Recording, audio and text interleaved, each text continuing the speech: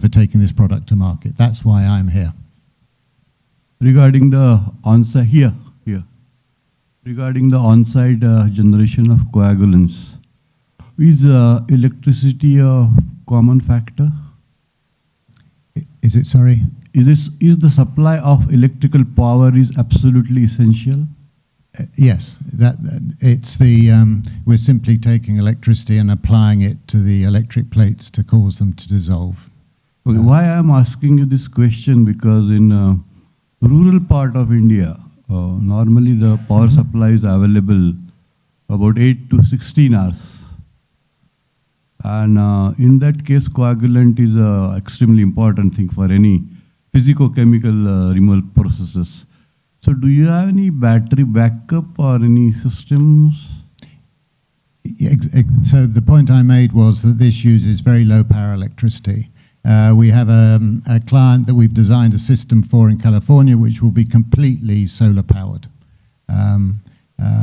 and able to therefore operate without access to the main electricity distribution network. You could use backup batteries for the period when there isn't solar, or you could use solar to charge batteries which then release when you don't have solar power available. So it is designed, and the other point about this technology, it's modular. So one of the innovations of our technology is a lot of innovation has been focused on big treatment plants. That's where all the money is, that's where all the technology guys go, because that's where the prize is. But if you look at the States, you look at across Europe, there's an underserved market with a technology that is cost effective and scalable to their needs. And this system, as I tried to show you, is highly modular. So you could have a very small unit or you can have a very large unit depending on the application. Do you have done any cost economic comparison with the conventional coagulants and the operation and capital cost of your systems? We have. Again, it's very, I'm not going to avoid the question, it's very application dependent because it depends on how much contaminant you've got, how much you want to remove, and the flow. But if you compare it against the traditional technologies, and something I would share with you all is when you look at lifetime costs, think about costs per 1,000 litres treated, not the capital cost. Think about the cost over 20 years, how much water you're going to treat in that period of time. When we compare that to basic technologies, what I call basic, traditional, legacy technologies like ion exchange and reverse osmosis, we're talking about 30 to 40% cost reduction, lifetime cost reduction. And that's been validated by the state of California in its own evaluation of our technology. Oh, it's really wonderful. Then it is only question of concept selling. I'm sorry? It is very encouraging. It is only question of concept selling then. Exactly.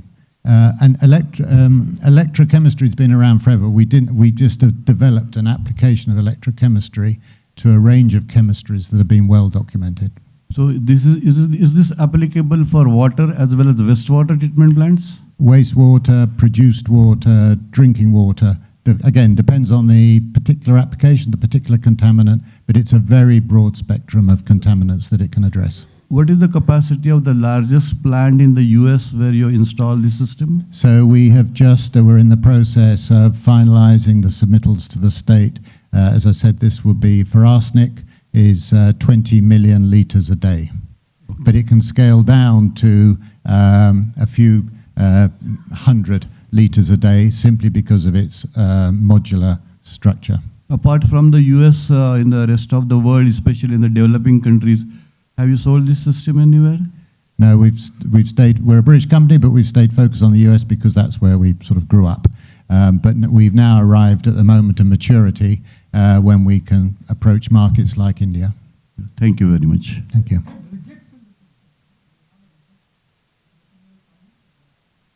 Sorry. Oh yeah. So that should be very highly concentrated, no? No. So let's take. It depends which contaminant you're talking about. But if you looked at something like reverse osmosis, you have an enormous reject stream, particularly when you're treating with some contaminants. In many cases, we can treat that reject stream and remove the contaminants from it. But this has no byproducts. The only byproducts are the arsenic which is captured in sludge and which is disposed of in landfill. In the case of ferrate, when we're treating PFAS, it's carbon and fluoride salts. There's nothing else. The ferrate self-destructs to ferric hydroxide, which is a harmless contaminant. We need to see a pilot. You bring that pilot to India. We have a pilot. Small kiloliter plant. See, even this state will have salinity intrusions. That's because we are not yet into PFAS in India. We still do not know it. But these are the contemporary problems. We've got a demonstration unit that will fit in a small trailer or fit on a bench top, depending on what scale you want to operate at, fits in a laboratory. We recognize we've got more pilots than United Airlines because we know that that's the way you have to sell. It was a very interesting session. I now call upon the speakers and the moderator for a group photograph, please.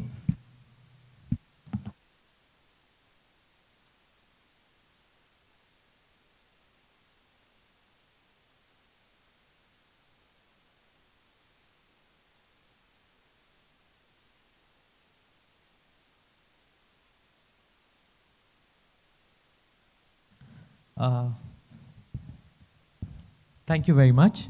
Now we break for lunch, and I'd request the next session speakers as well as the moderator to be here at least like 10 minutes before the start of the session by 2:35, and the rest of the delegates to be here by 2:40 so that we can start on time at 2:45. Thank you. Lunch is at one level below this conference level. Yeah.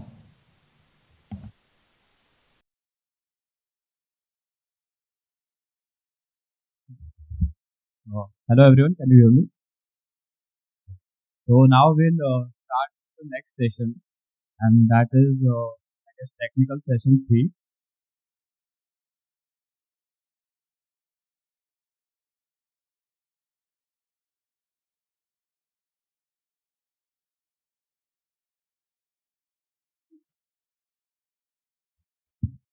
So technical session 3 is for women in water, and it will be presented by moderator Mrs. Jennifer Moore. I call upon you once more.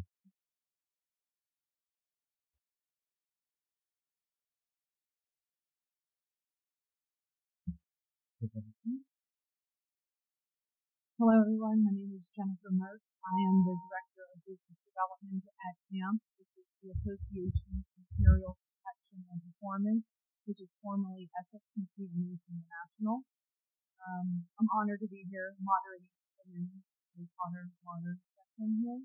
I do want to say I'm happy to see all the women in the audience. I travel to a lot of trade shows and I do see an increased number of women at these events. So to see that diversity is something nice, especially over my long career. I've been in the business 24 years. I've seen a high percentage increase as I attend these conferences. I just encourage any women that are in the audience to try and participate. I think that's how we're going to get more people into the industry and into leadership roles. So please, if you see any call for being on technical committees, becoming an instructor for AWWA or for my association, being part of a chapter is always useful. Also presenting, even standing up here moderating, and then applying to be on some of the boards of these associations. I'd love to see more board members. SSPC did have our first women president about 3 or 4 years ago. So you're making strides. Women bring a unique perspective and skill set in problem solving and driving transformative change in the following presentations that are going to demonstrate that. Our first presenter is Priyanka. Ms. Priyanka has a bachelor's in electronics and communication engineering and master's in environmental engineering sciences from the University of Florida.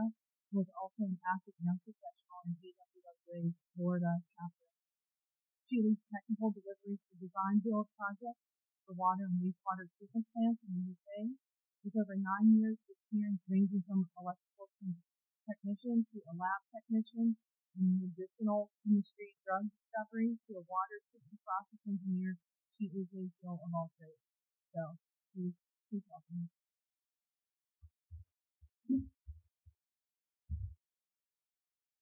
I'll request everyone to please come up on stage and have a seat, please. All the speakers for this.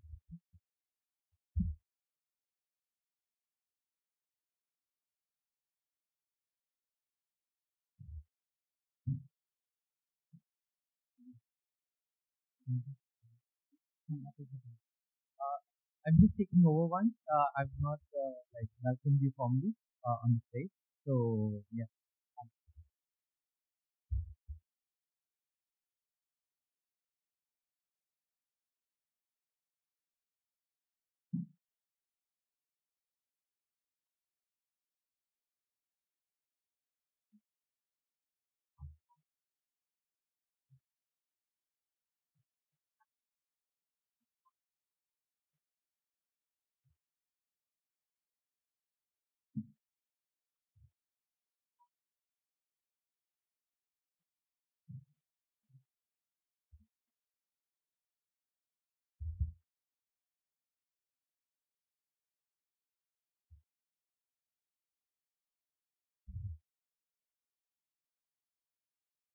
Um, yeah, thank you so much, Sanjay, for that introduction. So, good afternoon, everyone. My name is Priyanka, and I'll be speaking today about what are PFAS and why we should care.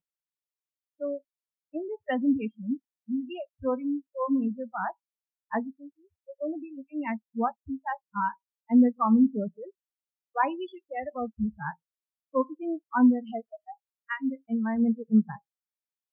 Next, the current regulations and policies from around the world aimed at managing PFAS contamination, proven treatment technologies that can help mitigate the risks associated with PFAS exposure. So by the end of this session, we hope to provide you with a basic understanding of what PFAS are and the importance of addressing their presence in the environment. So what are PFAS? So PFAS are a man-made compounds that have been around from the 1930s and gaining popularity from the 1960s. Their unique chemical structure makes them resistant to water, oil, and heat. PFAS are incredibly persistent in the environment and in the human body, hence the nickname forever chemicals. They never break down and accumulate over time. So, as mentioned, um, so just some fun facts. DuPont invented the PFAS chemical patented as Teflon, but the Minnesota Mining and Manufacturing Company, which we popularly know as 3M, became its primary manufacturer. So, funnily enough, 3M is known for a variety of products, but some that really stand out and which we all have used at some point in our life are post-it notes and Scotch-Brite cleaning products.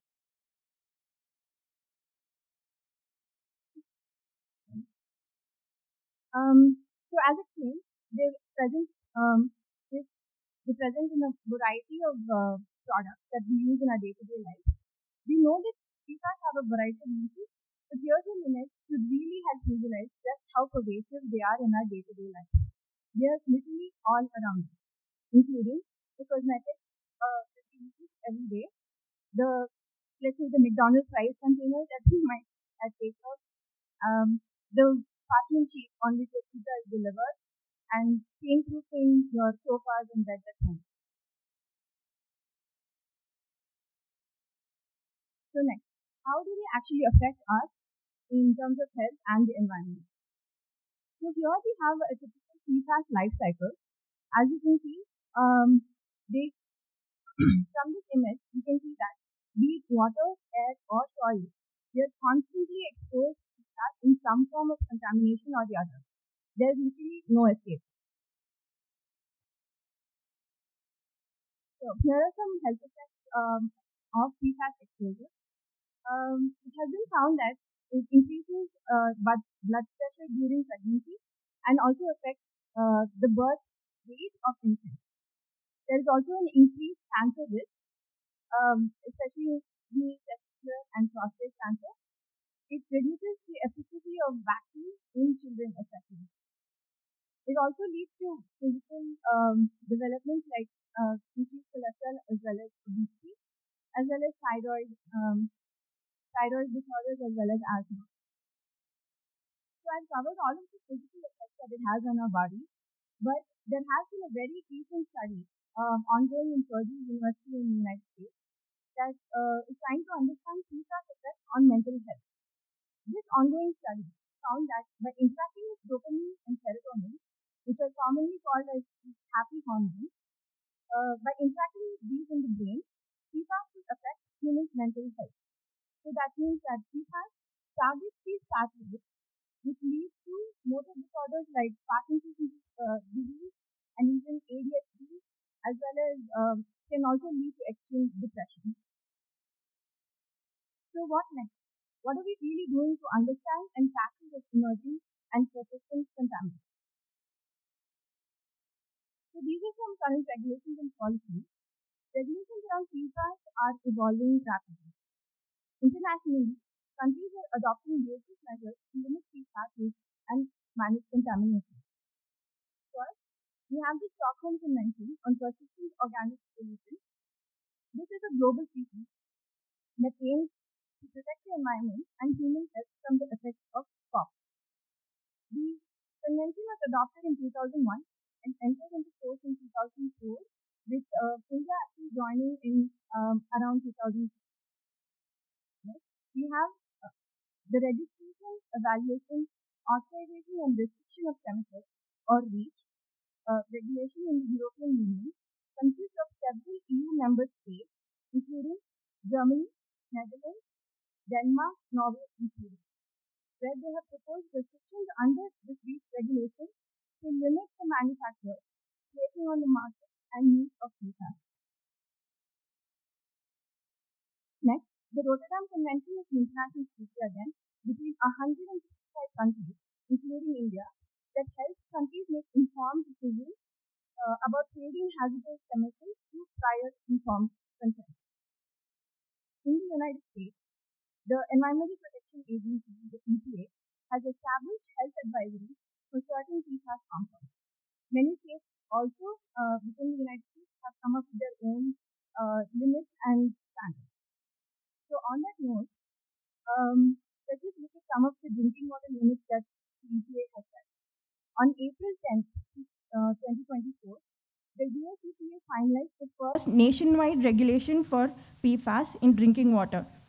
The regulation sets maximum contaminant level goals, that is MCLG, and maximum contaminant levels, MCL, for 6 known PFAS compounds. So, MCLG is actually a non-enforceable public health goal that sets the maximum level of a contaminant in drinking water that is safe for human consumption. So, of course, the goal is the concentration of 0 ppt. MCLs are the actual enforced maximum permissible level of contamination, which is 4 ppt for PFOAs and PFAS. So, next, moving on to the lower level of the table here, a mixture of 2 or more contaminants have limits based on something called the hazard index. So what is the hazard index? Hazard index is actually an established approach by the EPA, which the EPA uses to understand health risks from a chemical mixture. That is, a fraction of the 2 contaminants are checked and measured against the permissible levels of that particular contaminant. Next, we're just going to be touching base on some of the proven technologies that are present right now for removing PFAS in drinking water. First, we have GAC. So, as we all know and we might be aware of, GAC works on the principle of adsorption. That is, the contaminants are attracted to the carbon surface and diffuse into the pores of that carbon. So they're trapped within that carbon surface and disposed. Next, we'll be looking at ion exchange. Ion exchange is one of the more effective processes towards the elimination of emerging short-chain PFAS, which are not removed by carbon-based processes. So the basic principle here is the negatively charged head of the PFAS molecule is attracted to the positively charged ion exchange site on the resin in the ion exchange system. Next, we're going to just look at the reverse osmosis. So reverse osmosis removes PFAS using high pressure membrane. So the membranes are sized to allow only the water molecules to pass through, effectively intercepting the PFAS molecules that are concentrated into the reject stream for disposal. And I'm just going to touch base on a few others that are not as, I would say, developed or in use as the previous three technologies mentioned. But the first one is nanofiltration. So it's a promising technology, of course, but because of this, it's promising because of the scalability and cost effectiveness. However, PFAS cannot individually, sorry, I apologize, sorry. However, nanofiltration cannot individually reduce PFAS concentration below the recommended contamination levels. But in combination with another process, let's say anionic ion exchange or the GAC to treat that waste stream, this combination helps providing a more effective removal of PFAS rather than just treating it with nanofiltration alone. It has been found actually in a pilot plant or in Sweden that they were able to remove almost 98% of PFAS present in the wastewater using this combination. Next, and just the final treatment, electrochemical oxidation. So here, how it works on the principle of, let's say, an electric current is applied between two electrodes, generating hydroxyl radicals or other oxidizing species. These react with the organic pollutants in the water, in this case PFAS, helping to degrade them and thus being able to be removed from the water. So EO removes more than 99% of long-chain PFAS, but short-chain PFAS are more difficult to treat with this process, which is a major disadvantage of this. Also, if I might say, actually, just a callback to Mr. Rick Bacon's presentation on the Safeguard H2O system. That can also be considered, I think, as a new age system for PFAS removal, and something that can be more looked into and developed for sure.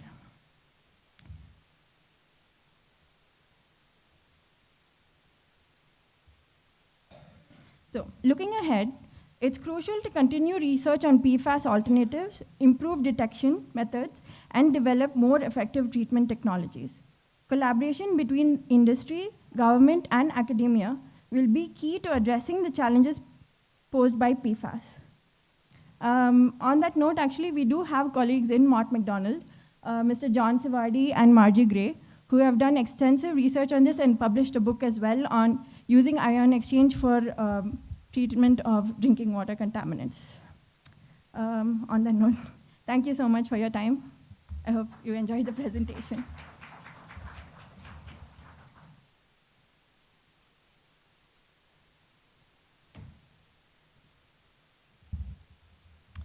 Our next presenter is Noah Salem. Since January 2024, Ms. Salem, the sole water diplomat from the Israeli Ministry of Foreign Affairs at the Embassy of Israel in New Delhi, has been actively enhancing international collaborations in water sectors. She oversees Israeli-India water partnerships at both federal and state levels, leveraging her extensive expertise and experience. Please welcome her.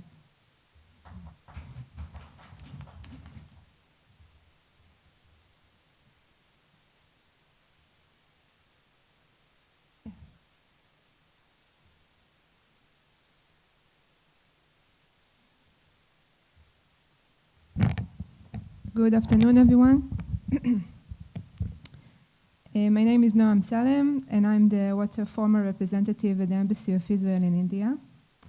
I am an environmental engineer, and I was actually the only female chief engineer in the water utility, municipal utility in Israel for almost 7 years. So it was very adventurous. I'm dedicated to advancing our partnership with India to share knowledge and innovative technologies. Our collaboration between India and Israel focuses on understanding the challenges and adapting the Israeli knowledge to Indian requirements. Today I will speak about water management and innovation in Israel, focusing on 24/7 water supply. So a little background to understand where we came from. So Israel is an arid desert country with limited natural resources. Most of the country is less than 500 millimeters of rainfall a year. The climatic condition, coupled with increasing water demand from population growth and economic development, has straightened the country's limited freshwater resources. In response, in the early 2000s, Israel has implemented advanced water management strategies, including large-scale desalination and water use efficiency methods and technologies, wastewater treatment and reuse, mainly for agriculture, and efficient irrigation technologies to secure a sustainable water supply. Now, Israel is able to produce more water than it consumes, and even share it with our neighbors. Water consumption in Israel is a model of efficiency and careful regulation. The average water consumption per capita is reducing, as you can see, thanks to significant improvement in water use efficiency across all sectors. Agriculture is a major water consumer, now relies heavily on treated wastewater. Israel is the world leader in recycling and currently reuses almost 90% of its wastewater, using the processed water to serve the country's significant agriculture sector, mostly in the desert, achieving our first Prime Minister Ben-Gurion's vision. In urban areas, advanced water-saving technologies and public awareness campaigns have helped reduce domestic water use. I will not go into this, but if you will have questions about these practices, I can share with you. Now the main sources of water in Israel comes from a mix of natural sources, desalination plants, and recycled wastewater. Despite its limited natural water resources, Israel managed to maintain a stable supply through innovative technologies and strict regulation. As of 2024, Israel's total water consumption is about 2.3 billion cubic meters annually. Desalination is providing approximately 70% out of it, ensuring a resilient and sustainable water supply for the future. I will give you an insight from just the past days. It's not in my presentation, but now the main discussion among Israeli experts is lack or needed to add magnesium to desalinate water. So this is also a very interesting discussion. I will not go into right now. If you want more details, again, you can approach to me later. So Israel water sources are diverse and carefully managed to meet the country's needs. Precipitation is the primary natural source, but it's highly variable and inefficient. To address this, Israel has developed both natural and artificial water sources, as you can see. Desalination plants provide a significant portion of the drinking water, while wastewater reclamation allows the expensive reuse in agriculture, as I said. That the reuse of treated wastewater reduces the demand for fresh water, making more water available for drinking and other high priority use.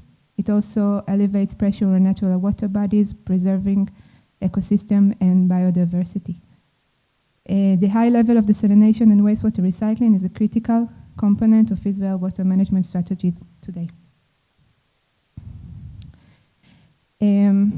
Those are the 4 pillars for Israel's success in water management. So it's an outcome of these 4 aspects.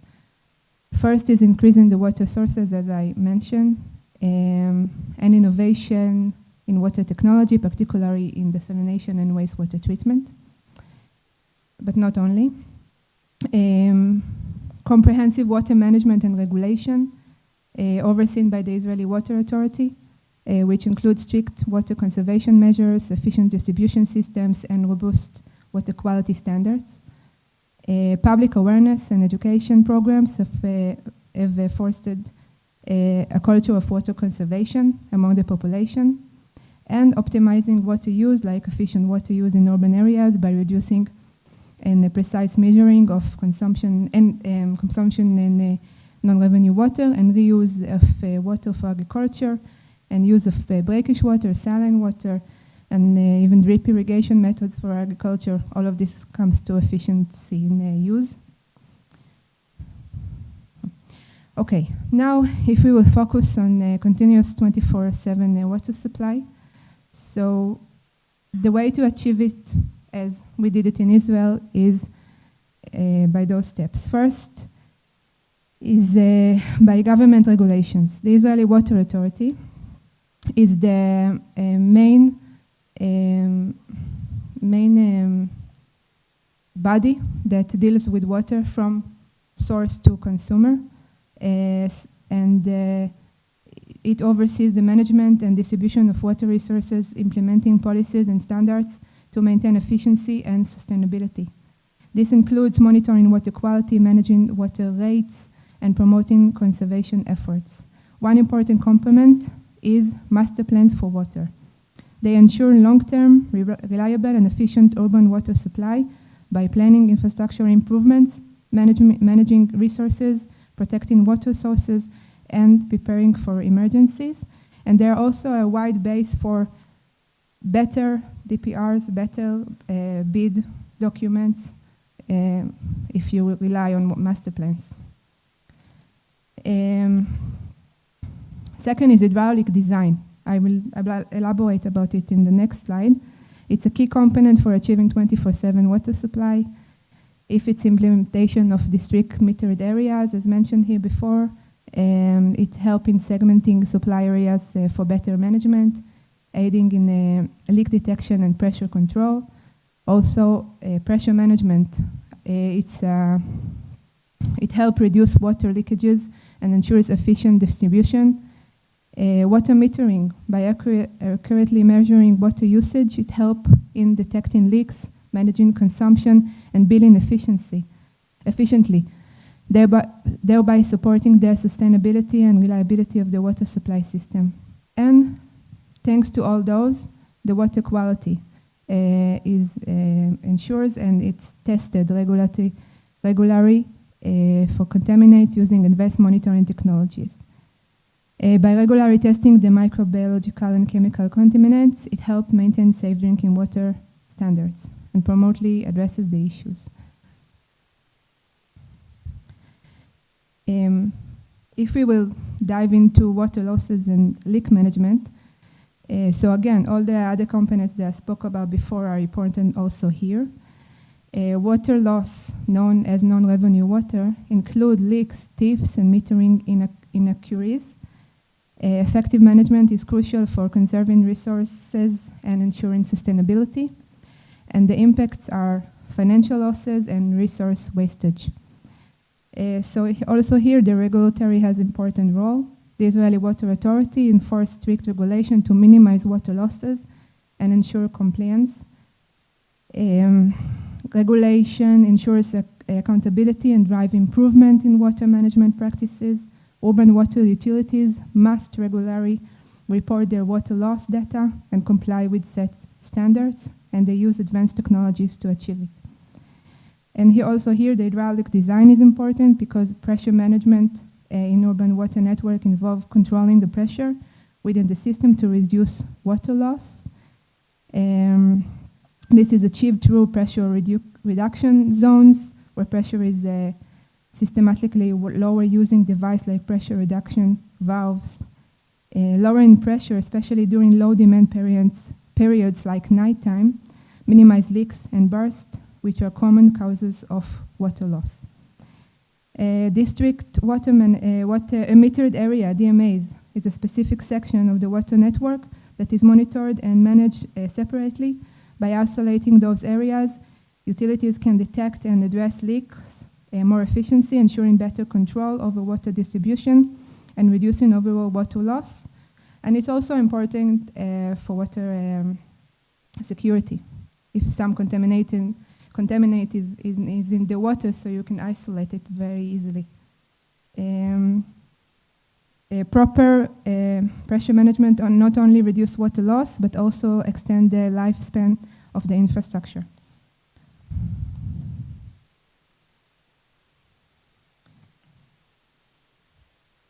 What happened? This is a live example. I have to finish.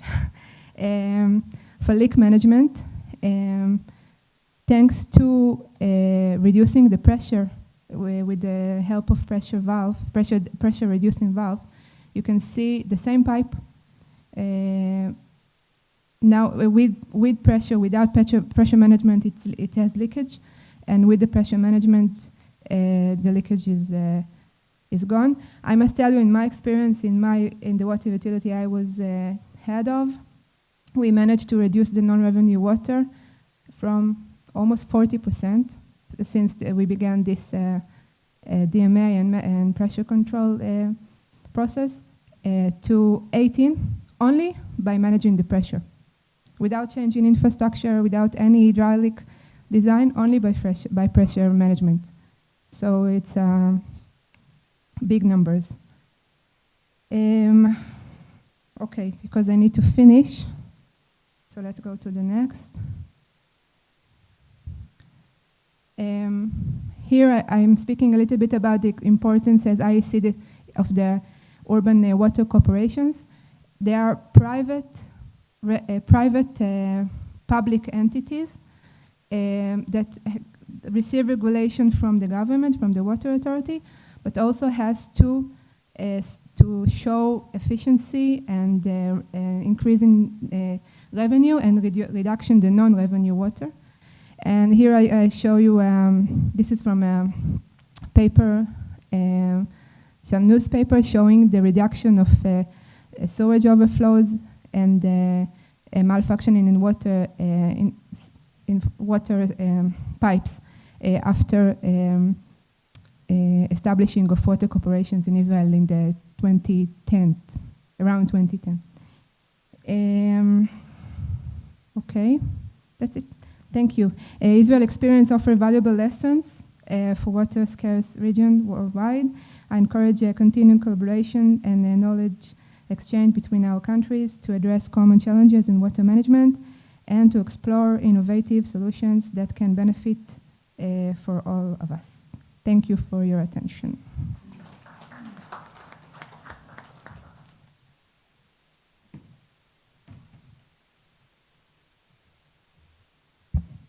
Our next presenter is Rajuja Pawar. She has been working as an electrical engineer at Mott McDonald India Private Limited for the past 3.5 years. She is a member of IET. Her current role involves the design and construction of water and wastewater treatment plants in the United Kingdom.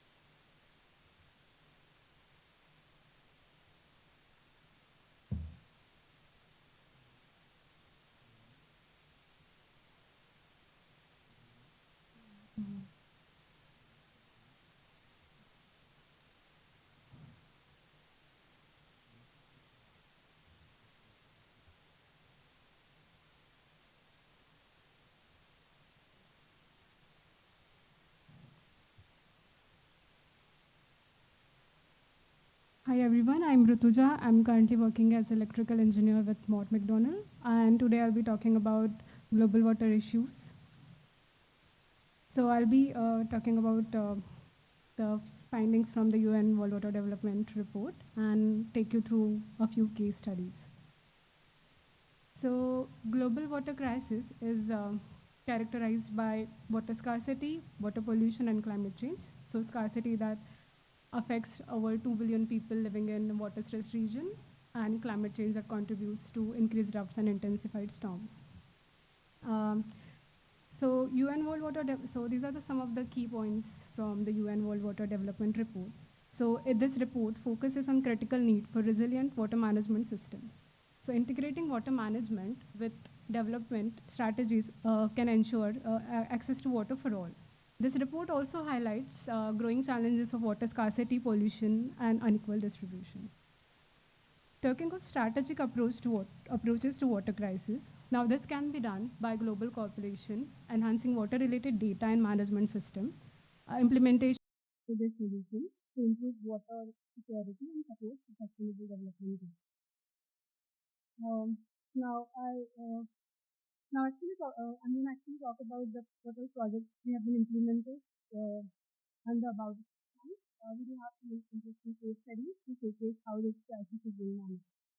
So first case study, which is green water green recovery program. So this is run by Mott McDonald, the 7th and Quarter. This is located in Derbyshire, UK. This was one of the 7 green recovery programs done by 7th. So the idea of this program was to treat water with low carbon solutions. So this project implemented an innovative pre-treatment solution, floating wetlands. This is totally a series of gravel pits like southeast of Derby along River Trent.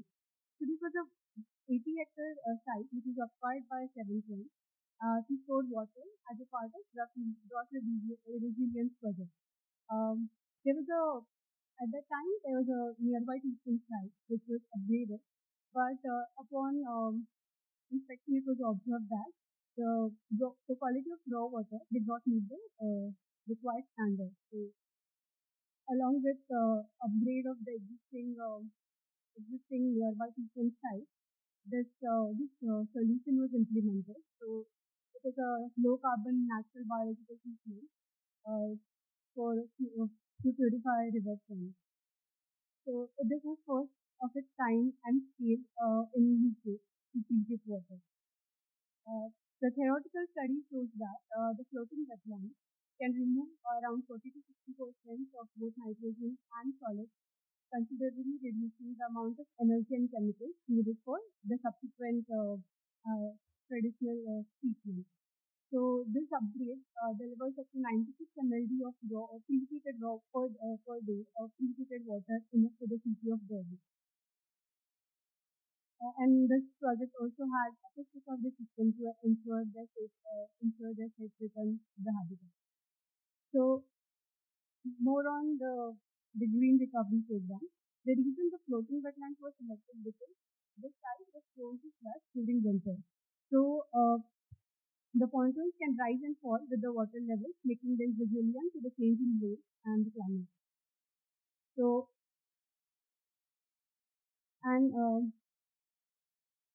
this was also tested in 2023 when during winters when the site had one of the worst flood events in the site. So this was thoroughly tested before implementation. Now this innovative solution also requires less maintenance, including no watering or fertilization. So some of the pictures of how the floating wetland looks like. So water quality is improved by the root mass, as you can see in the picture. So and above ground you can see the planted vegetation which acts as a heaven for wildlife, including nesting birds. And below surface, floating beds provide habitat for fish, and other aquatic animals. So the project is worth more than 700 million, and this additional water supply will help meet the demand of water from growing population and is also resilient to hotter and drier climates. The Also apart from this, there was a positive social outcomes and community engagement, wherein there was a visitor engagement center installed to showcase the project to the local communities and schools. So this is about floating wetlands. Moving on to another case study, which is Safe Swift. So this was an app done for Auckland Council, New Zealand. So bathing water quality is a critical public issue faced by the water companies globally. So Auckland Council implemented a water quality management program to overcome limitations related to retrospective sampling, and there was also always a delay in reporting. So this app was developed and deployed in December of 2007.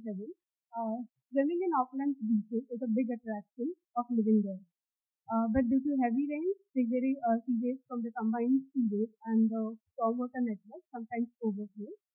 Now this app tells exactly when and where it is safe for users to swim. So this is a data-driven solution, and you can see the display. So this display is also installed on the beaches, which gives the real-time data of all the water quality parameters. And there's an app, so the Auckland Council shares up-to-date bulletin of real-time data to the user via the app, and they also have a display installed on the app. So another way to deal with this problem is to do the infrastructure upgrade. But then this upgrade is a long-term goal. So and it was this problem needed an immediate fix. So they developed this app. So there's an analysis done for there's a different parameters considered right from the real-time tidal, river hydrology, meteorological data, and it's fed into Moata Smart Infrastructure Platform, which is an in-house platform developed by Morphic Learning. So this platform analyzes the input and predicts when and where it is safe for the user to stream. So I'm gonna just play a video of how this app.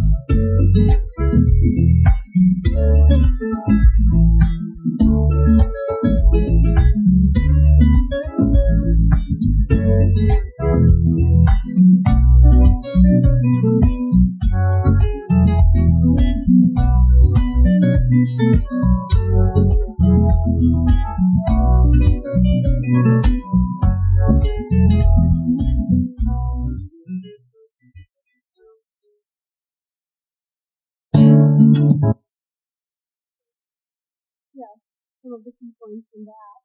So this app has enabled water users to make informed decisions about where to swim. It has also strengthened the trust and open dialogue between the council and the citizens. Moving on to the last case study, water resources houses data landing platform. So this system was developed to address water supply issues in southeast of England. The UK's southeast is currently home to 19 million people and is facing massive pressure on water supply due to a combination of population growth and climate change. So the current forecast for the region is 28% increase in the water demand by 2100. That is equivalent to 1.7 billions per liters per day. Now, scale of this challenge cannot be addressed by individual organizations. So to address this issue, Water Resource Southeast was formed to develop water resource plans with 6 water companies across 37 water resource zones. So to develop this plan, WRSU needed an analysis of over 2,000 options across water companies. The option could range from desalination plants to pipe transfer to new reservoirs, each up to 80 different metrics about carbon, cost, environmental factors, and constructability. So it will also needed to carry out sensitivity analysis for a range of climate and population scenarios. So historically, each water company would have developed their water resource plan for their own region, but this platform enable them to look at the holistically look at the issue rather than each water company just coming up with their own development plan. WRSC also recognized the complexity presented by the volume of data and number of interfaces. So again, leveraging Moata, they developed a central data landing platform, and this enables automatic capture and data integration of data across multiple organizations. So they were able to make data-backed decisions. So by bringing together information on water company assets and options, forecast demand and climate scenarios, WRSC was able to make decisions at system and not asset level. So this resulted in better outcome for their cycle. So yeah, so this is how they formed WRSC to address the water challenge, challenge in Southeast Asia. Now to conclude, so there's a crisis, but from the case study we can see that through innovation, collaboration, and action, we can turn today's water crisis into tomorrow's sustainability. Thank you.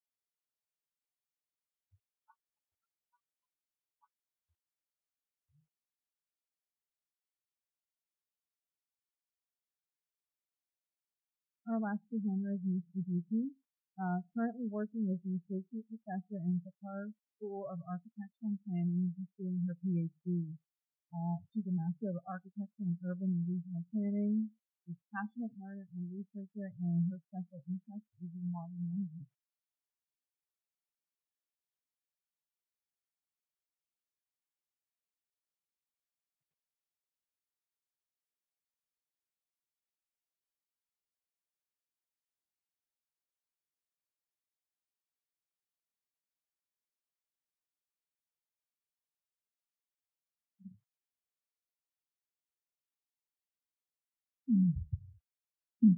Architect AICE24, Associate Professor, Thakur School of Architecture and Planning. My topic today is sustainable lake conservation, need, objectives, and approach. So just an overview. Lakes are surface water bodies and important features of local, regional, continental landscapes. Lakes support surrounding ecosystems and carry ecosystems within. Lakes are social and ecological places. Due to urbanization, lakes are vulnerable in terms of pollution and exploitation that causes great threat to the climate change, local and regional ecosystems, hydrological settings, and social well-being economy. Currently, the lakes are facing two major problems. Those are qualitative degradation and quantitative reduction.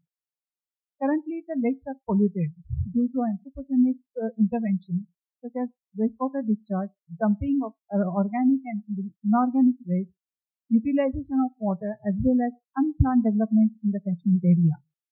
Second issue about the lake is lakes are drying. Across the world, there are many cases we can find that lakes are drying or shrinking due to overutilization of water, disturbances in flow of feeders, minimizing the green covers, that also leads adverse impact on aquifers. Hence, some measures need to be taken to maintain and manage the lake to achieve sustainability. So, about the lakes, there are lakes are formed due to natural causes and anthropogenic intervention. If we see this image, total water on the Earth's surface, it is 3%, only 3% is of fresh water. Among that 3%, 79% of those 3% is reserved in glaciers, and groundwater is 20%, and accessible surface water, that is the fresh water, which we can access, is only 1%. So among that 1%, again it is diversified. So the soil moisture is 38%, water vapors 8%, rivers 8%, water within living organisms is 1%, and lakes has 52%. If we cover this, lake contains only 0.012% of the Earth's total water. So this is the scenario about the lakes. Now I always connect this lake conservation topic with SDGs. As we all know, in 2015, UN declared 17 Sustainable Development Goals, and those goals to be achieved by 2030 worldwide. So every party nation of UN, they are bound to achieve this target by 2030. Accordingly, all the governments are working through policies, programs, missions to achieve these goals. So about the lake conservation, SDG 6, that is clean water and sanitation, SDG 11, sustainable cities and communities, SDG 13, climate action, and SDG 15, life on land, are directly connected to the lake conservation. Now, again, the lakes and ecosystem services. There are 4 types of ecosystem services are categorized. That is provisioning services, supporting services, cultural services, and regulatory services. If we consider the lakes provide water in provisioning services. Lakes provide water and fish as a food. Then lakes carry ecosystems within, and lakes support ecosystem around. Also, lakes interact with aquifers. If the lakes always maintain the groundwater table, and that groundwater table helps to maintain the base flow of the lakes or any surface water body. Then the lakes as carbon sink. Lakes are again one of the reservoirs of carbon sequestration. So they are considered as a major carbon sink on the local and regional climate. Then also they are used as a lake. Also lakes are one of the features to manage the flood. Then and top of above all, at the last, lakes are a social species. So considering this, we can understand the importance of lake conservation at every level. Now, these 2 images, the major issues about the lakes are qualitative degradation and quantitative decrease. So the 2 images are again highlight the importance of lake conservation. So now now about the objectives.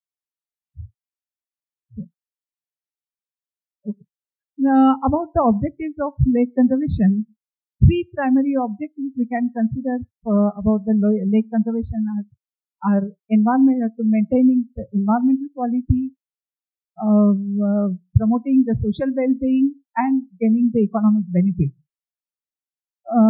So environmental quality, it includes air quality in terms of maintains the micro level temperature and humidity at micro level, as well as being a carbon sequestration.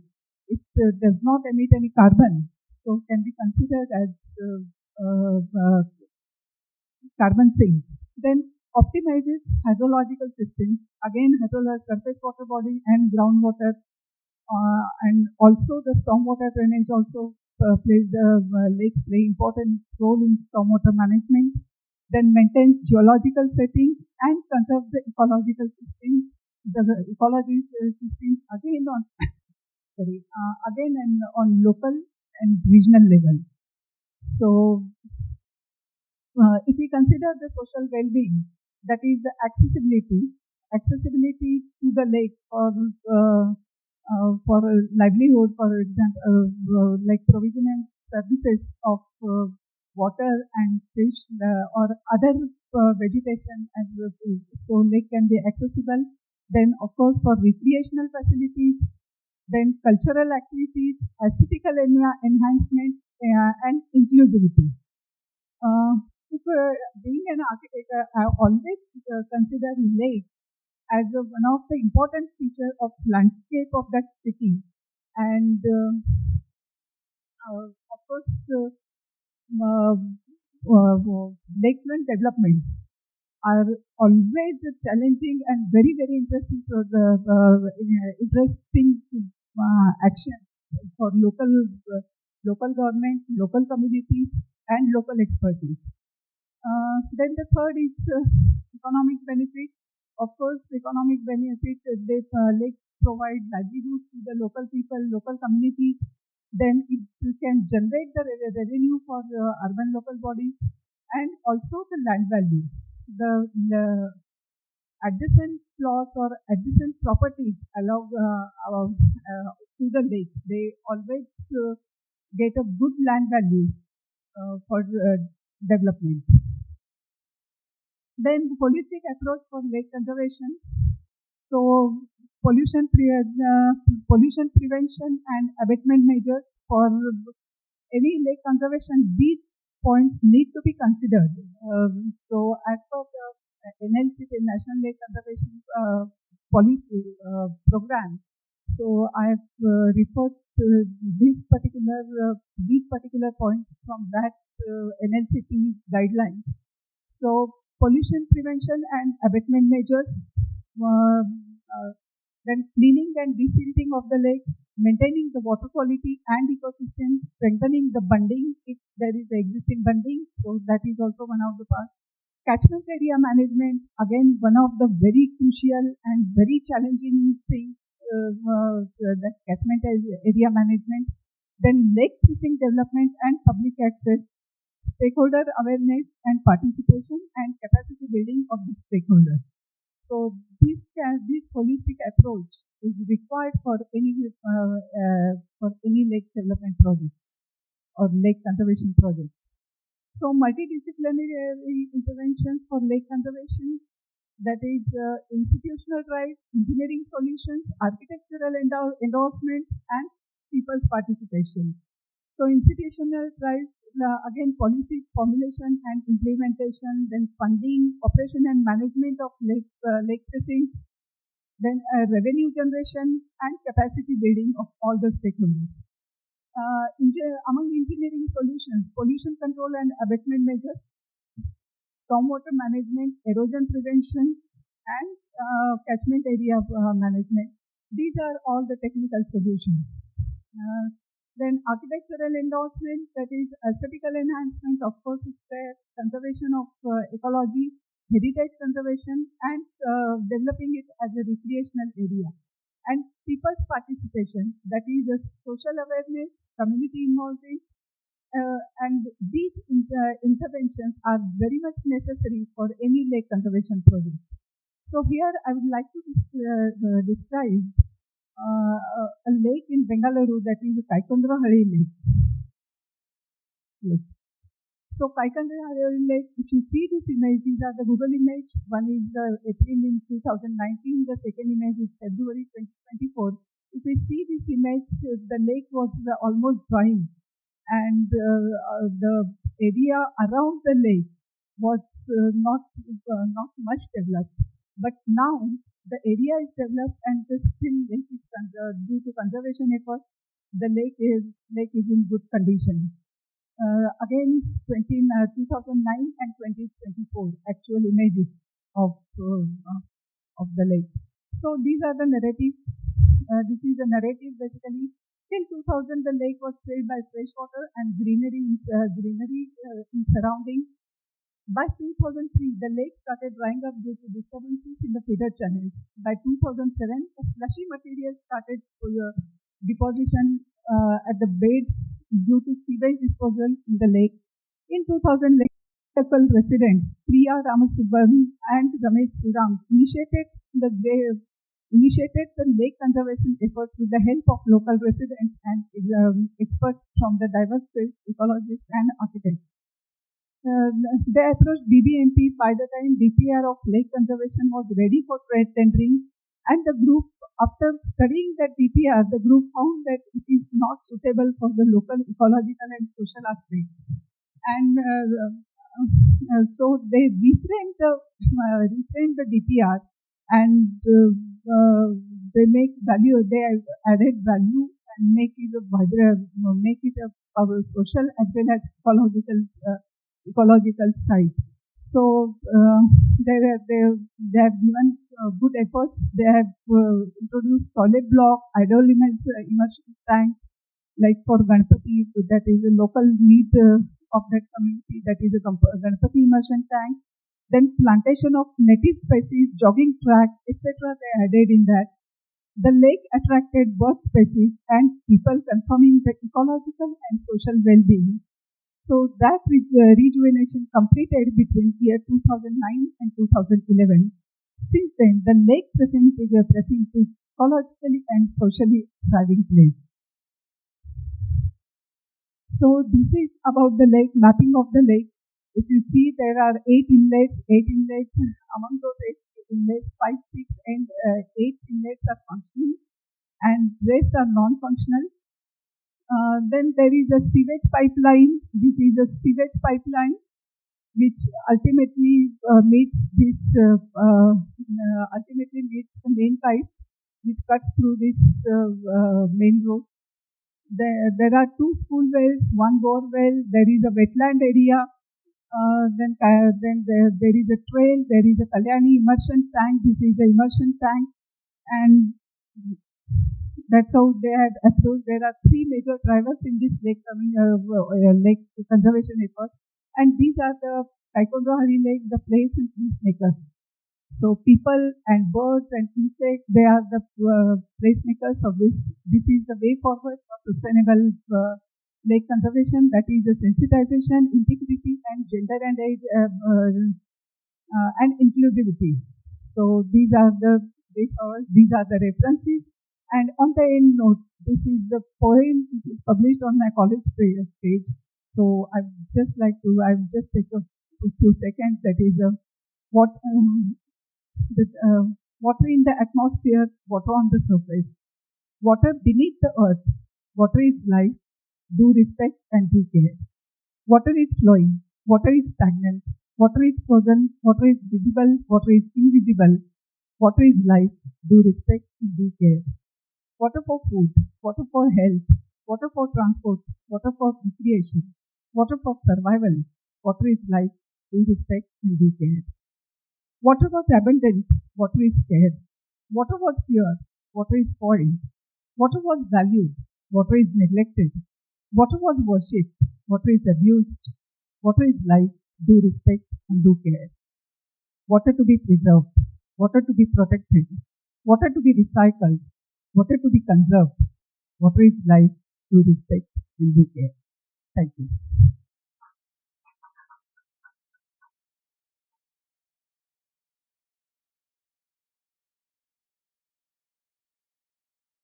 Thank you. Does anyone have any questions?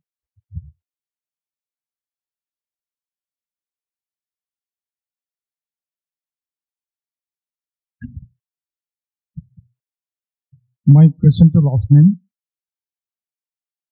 You have nicely described how the water body come to light, but still I'm not doing on this field for many years. Sorry? So even I'm doing on this field regeneration Great. Many years, and probably one of the northeastern region greatest man-made lake will be around 180 acres. So it's a made up like Guwahati city. It is full of enforcement like what I have seen. So it is completely dried up.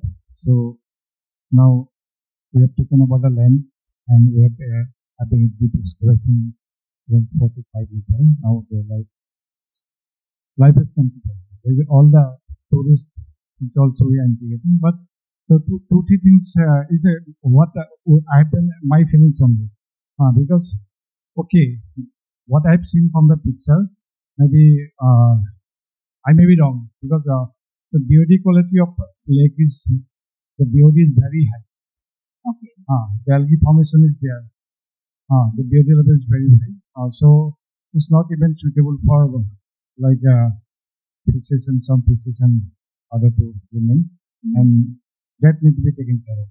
Yes. And we have taken care of all the surrounding soils are not going when the pipe. Like in Kawati also we have done a peripheral channel where we are doing biodiversity. And BOD we have to come to, it was initially around 95. So now brought down to 10 milligram, 10 to 10. So which is one of the success. So and again researching, I am not very sure because by looking at the depth and algae formation, it may be little shallow lake. To make the lake parameter even more fruitful. So I felt some excavation is required to thin some areas, and we should well plan for because environment is first. Groundwater measurement we have to take, and regular groundwater research we need to install some of the groundwater to the center of the lake so that when there is a huge flow that can be taken care of. And I believe a regular in situ lab, it's not going to cost much. So it need to be powered at the lakeside. So the community also very aware. Like okay, today BOD level is this much. They are also happy, not paying any garbage, no dirty water is coming. And ultimately you need to calculate the basis also cost benefit analysis for the okay, this social aspect fine. What long sustainability we need to generate some revenue also. That's my exercise. Yes. Previously, I just want to mention one more thing about the DPR they had prepared initially. That DPR they have made the lake base as a steep bound, but the actual slope is like a sloping from south to north. So that is the natural gradient of the lake floor. So, but in that DPR they have made the soup bowl. So, what would have happened if that soup bowl lake bed they have done? So, all the silt and all they would have been settled at the again the lake will not be again the lake will be eutrophication will be more for that lake.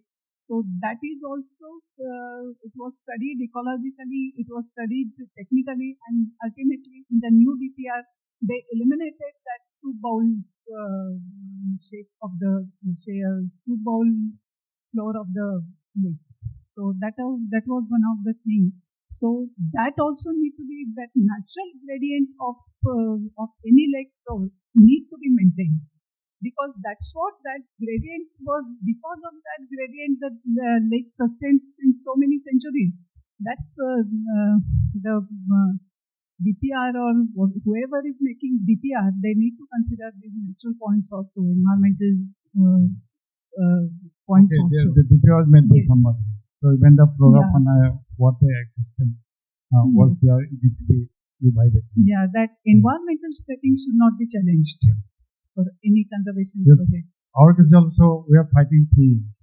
Once we go to Ministry of Environment and Forest, they say, no, it is a job of Jal Shakti. Jal Shakti say, okay, this much only we can finish. Then you can go to different department. You can take it offline. Okay, thank you.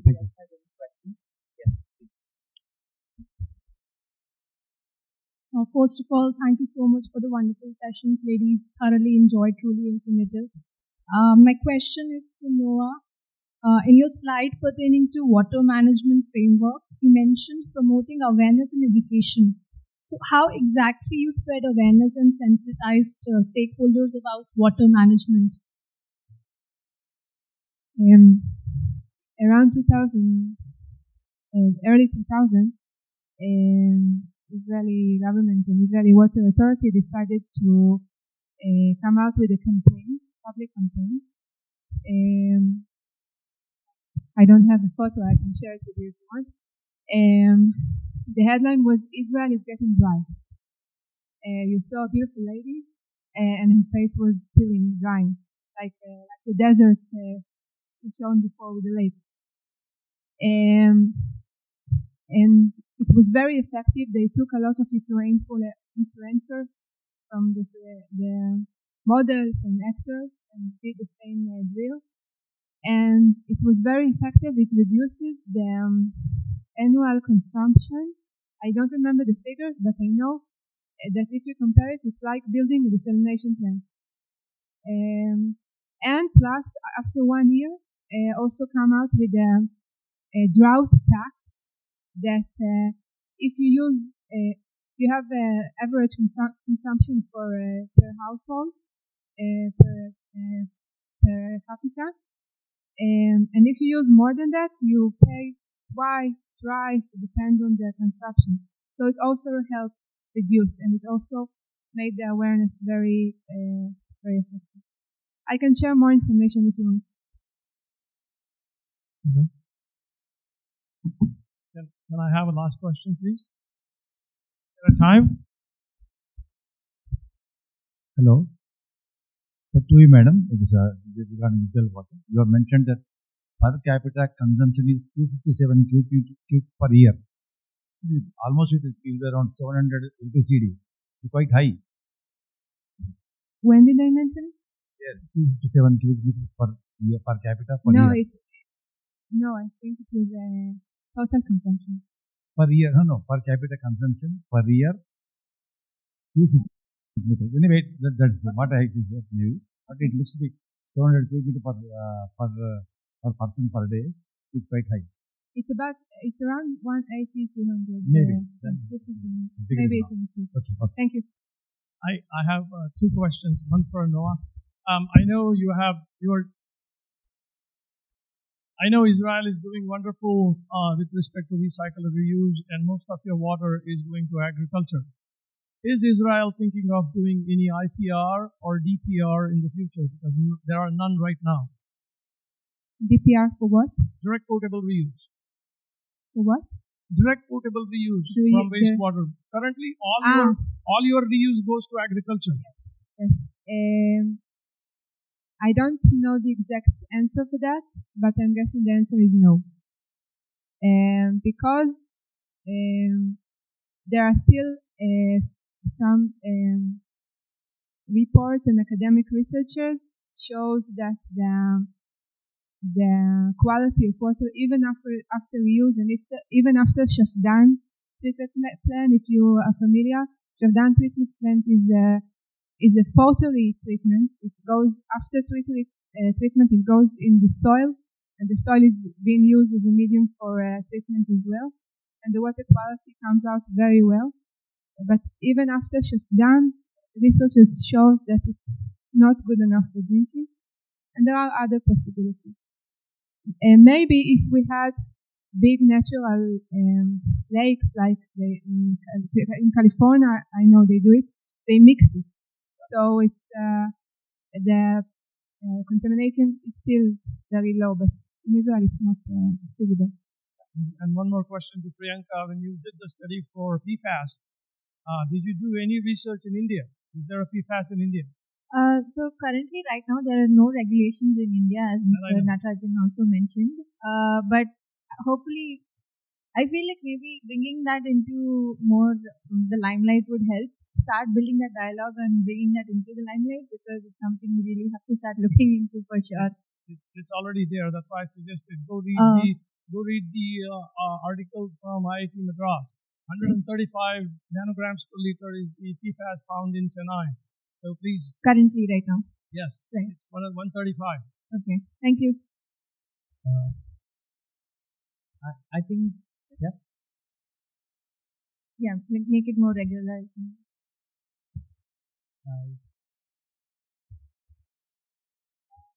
We'll take it offline because we already overshot the time. So. I'd request all the speakers and moderators to please come up for a photograph, please.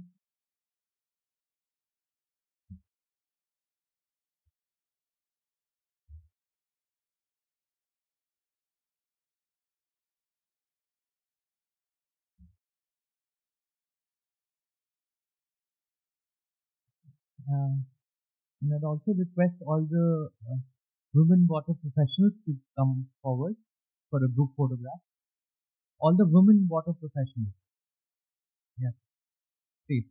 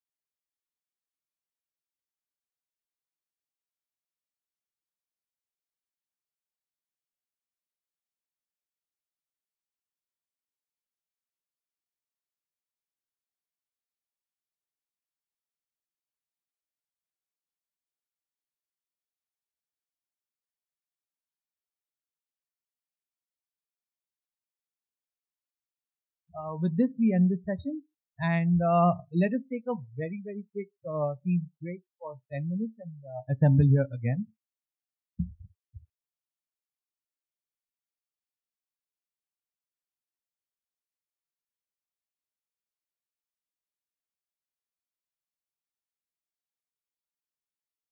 Diksha Gupta from Tata Consulting Engineering, Mr. Harish Kumar Mittapalli, and Mr. Deepak Dhanke.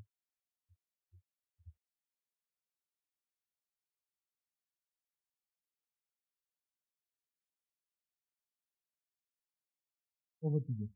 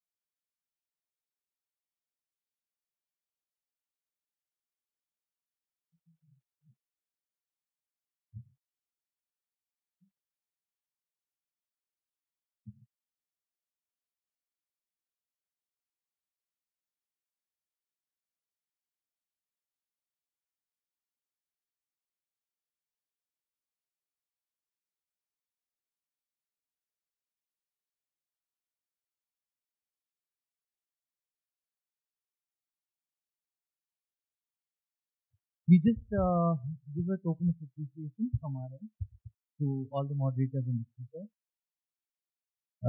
Mridula,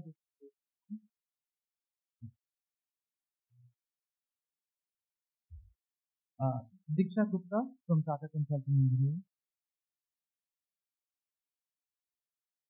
Mr. Harish Kumar Mittapalli, Arcadius Consulting India, Private Limited,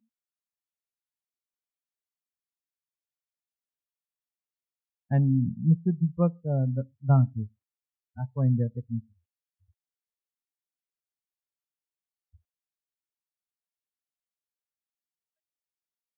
Thank you, sir. Thank you.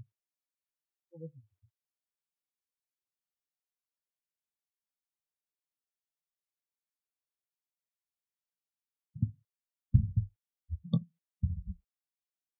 Good afternoon, everyone. The smart cities are not just about intelligence, they are about achieving direct outcomes of improved urban living for our citizens and economic growth through technology and sustainability principles. It is also about bringing knowledge into action, turning our insights into innovation. As we've heard from the inaugural speakers this morning, we have high aspirations, one of which has to do with quality and continuity in the water field. We're talking about directly drinking from tap 24 hours a day, 7 days a week. This comes with its own challenges, and I'm very honored to be a moderator for these panelists today who will discuss exactly this. Welcome to Technical Session 4. We're going to talk about water solutions for smart cities and challenges that are faced in implementing sustainable solutions. Our first speaker is Ms. Diksha Gupta. She will present on sustainable and climate resilient 24/7 water supply for Leh City. Diksha is a postgraduate in environmental engineering and working as senior manager at Tata Consulting Engineers. She has more than 10 years of experience in water supply and sewerage projects, and she's been involved in detailed design for engineering projects, including those for ADB, JICA, and World Bank funded projects. She has worked with major government and water boards like PHEs, DULB, and other state governments. Welcome, Diksha.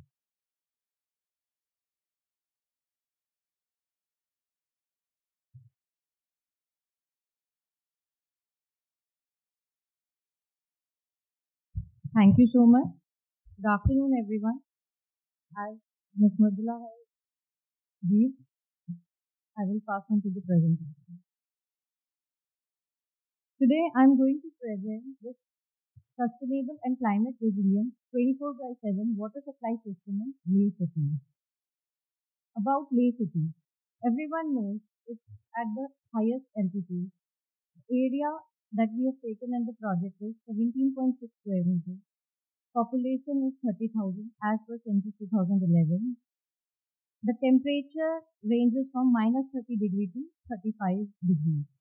There are total 13 wards that are considered for the project, and as per the census data 2011, household connections are approximately 4,300. Now, what are the major project objectives?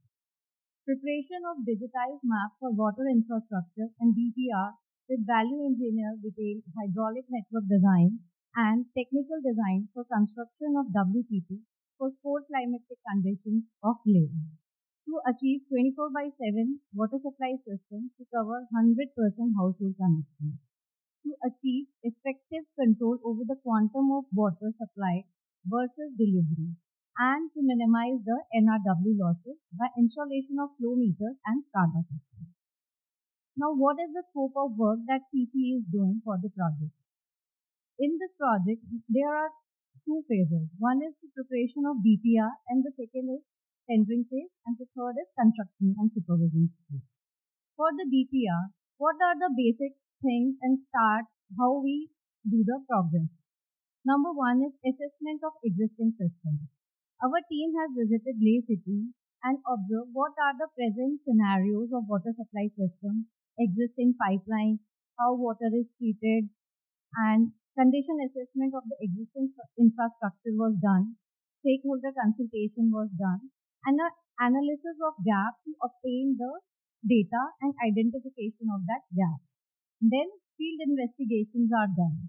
In that topographical survey, soil investigations are done, and characteristics of flow was also measured. Then in the preparation of DPR, what are the major points that are accounted? Number 1 is to design a 24/7 water supply scheme so that it will cater under the extreme weather conditions. WTP design with technical and financial assessment. Environmental management plan was prepared, engineering drawings were prepared, detailed cost estimate and O&M plan was also prepared. Then the tendering stage, preparation of tender documents, support the ULBs in bidding process and bid evaluation. Then the third phase is construction and supervision stage. Now, what are the project approach that we have taken? Our in-house expertise, technical excellence, we have introduced cost-effective measures, we have used integrated the proposed system with the existing system, sustainable and climate resilient measures are taken into account, and stakeholder consultations are also done so that the water supply system and the DPR is prepared based on the stakeholder consultation. Now the methodology. What methodology was adopted? All the design was done based on the CPHO manual on water supply and treatment. First is data collection. All the existing data was collected and based on that the proposed system was prepared. Data interpretation was done. Population projection, source, sustainability, water infrastructure has been analyzed. Then investigations are done. Hydraulic designs are done for the existing water supply system was validated, analyzed and integrated into the proposed system. Then draft DPR was prepared, incorporating all the design measures. Then based on that, final design DPR was prepared. Then tender preparation and bid document submission. These are in the, like now we are in the DPR stage. Then after that, we will went into the tender preparation stage. Then third is construction and supervision phase. TC will also assist client during the entire construction and supervision period. The main activities during construction and supervision phase are contract administration work, preparation of construction and supervision manual, maintenance of manual, supervise and monitor construction work, carrying out quality control inspections, client coordination, and preparing MPR. Then what is the need assessment of this project for the Leh city? To implement 24 by 7 Leh water supply system for Leh, including smart metering and SCADA systems that will suit the cold climatic conditions. Adapt measures to prevent the freezing of pipelines during winter season. At present, the main source of water is groundwater and government and private borewells. Additional sources are required for the next 30 years. During our site visit, it was reported that few of the locations where pipes are laid above the shoreline are freeze during winter.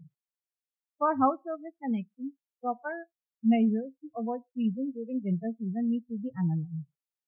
Existing water distribution system as per the site survey was done. It was around 123 kilometers, but that was intermittent water supply, not 24 by 7. Whereas the new system will be designed for ultimate year, that is 2055. Now, what are the challenges we face in that particular area? Source. Water supply relies on the wells and the natural springs. Lack of perennial surface water due to freezing of surface flows. Geographical and climatic conditions. The terrain of Leh is very undulating and hilly terrain.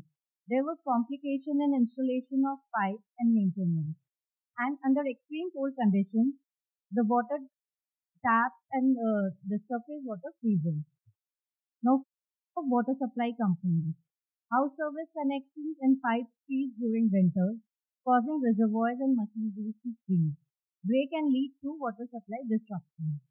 Pipe must be durable to withstand wear and tear and flexible enough to handle upsurge pressure at bends.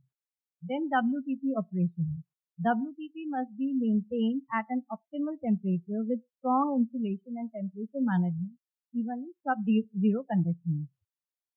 Now, what is the present water supply in the city and the demand? At present, 9.8 mld water demand is required as per the year 2022.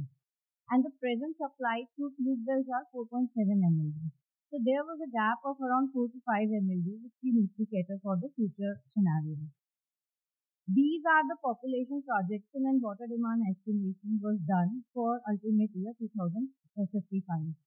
So for year 2055, total population of the city is 1,14,000 and water demand is 18.70 mld. Now these are the project components. Like for WTP, from the starting, intake was there. Intake, then it goes to WTP, then CWR, transmission, service reservoirs, and then water is distributed through distribution units to the consumer. Now in this project, we have taken population well for next 30, if we cater the demand for next 30 years. Total capacity was 11 MLD, diameter was 10, and the total depth of the intake well was 11 meters. Rising main diameter for well to WTP was 500 ml. The total WTP capacity was 11 mld, working hours were 16, and the source of water was in this region. Land requirement for this WTP is 0.8 to 0.9 hectares. As I told you, the total demand was 19 mld almost. 8 mld WTP was existing, that was currently in the construction stage. So that 8 plus 11 will cater the total demand for year 2055. These are the raw and treated water characteristics. These are the industry well intake. We have taken the samples, and these are the acceptable limits that we need to cater for the treatment. Now, the proposed components for 11 mld WTP process is shown below. Raw water, which will go to inlet chamber, then partial fume. After that, flash mixing, and then laminar clarifier we have proposed because of the space constraint. Then through rapid gravity filter, it will pass on to clear water reservoir. This is the proposed location of WTP. It was nearby to Indus River, which as the source is Indus River only. This is the land that we have acquired in the process of acquirement for WTP. This is the layout plan of the proposed WTP. Now the main challenge was to propose a water transmission scheme. Like as I told you, there was a huge elevation difference in the terrain, natural terrain. So in transmission for pumping water, there was not a single stage pumping. To reach the water to the highest point, we have provided a multi-stage pumping. So entire transmission main was designed in 6 stages, 6 multiple stages. So 6 multiple stages pumping was done for the transmission scheme. These are the proposed water transmission mains. This is the map showing the total water zones that we have done, and the total existing length we have retained is 9 kilometers, and total proposed length was approximately 35 kilometers. Diameter was 150 to 600 mm, and material was DIK-. These are the proposed DMA for entire 14 water zones. Total 56 DMAs are there, and this map was showing the zones and the DMA. Now the summary of proposed water distribution system. Total zones are 14, and the total pipe length retained was around 78 kilometers, and the DI length proposed was 70 kilometers. For diameters are 16 to 63 PPR pipes are used for house service connection, and 80 to 350 mm was DI. Diameter less than 80 mm are PPR, and greater than 80 mm are D7. So these are the insulation techniques that we have proposed. For pipe insulation, self-heating regulating mechanism with tracing cable and nitrile sheet with float, glass float, and covered with aluminum sheet. And for building, puff polyurethane foam thickness, and that was done insulated through that.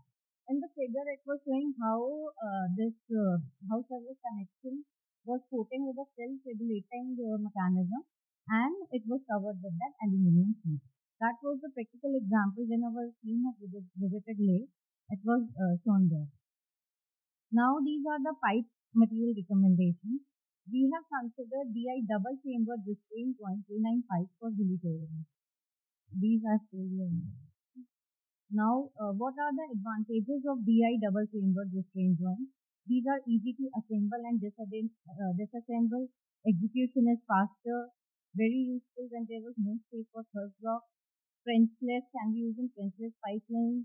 They are comparatively cheaper. helps in avoid dislocation due to pipe leakages, and also avoid joint failures when working pressure is high. Now these are the protection measures. At source, installation percolation wells and in this river during using existing tube wells.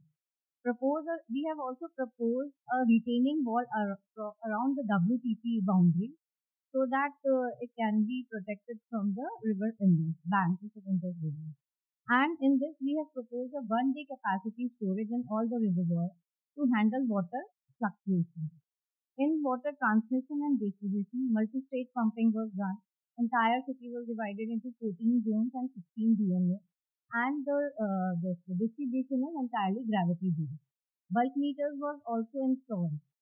Pipe selection, as already told you in the previous slide, K9 for transmission and DIK7 for distribution. Protection measures were told, like heat regulating mechanism, aluminum sheet and puff were used. These are some climate resilient aspects that we need to cater on. Enhanced water quality, online water monitoring system, efficient distribution network, storage capacity, strategic infrastructure design, cost-effective insulation, and the reservoirs are partially underground and partially above the ground. Online flow monitoring devices are installed. So these are some of the project outcomes when the project will be implemented. These are the things that will take care of this. Thank you so much.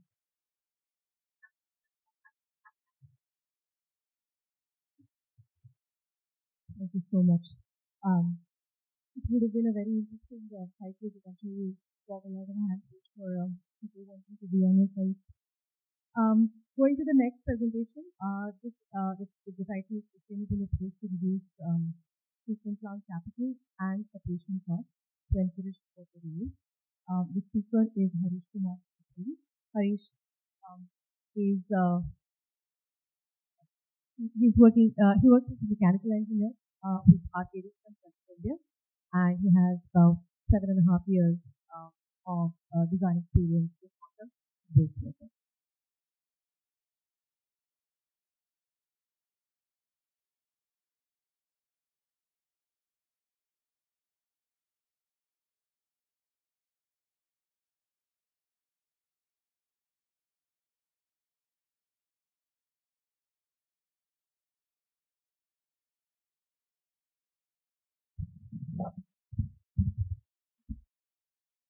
Good afternoon, everyone.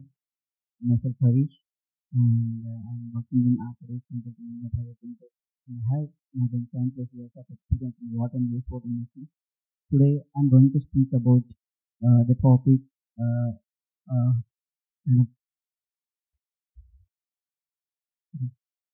so to present like sustainable approach to reduce the cost of treatment plants and both capital and operational costs and increasing the water use.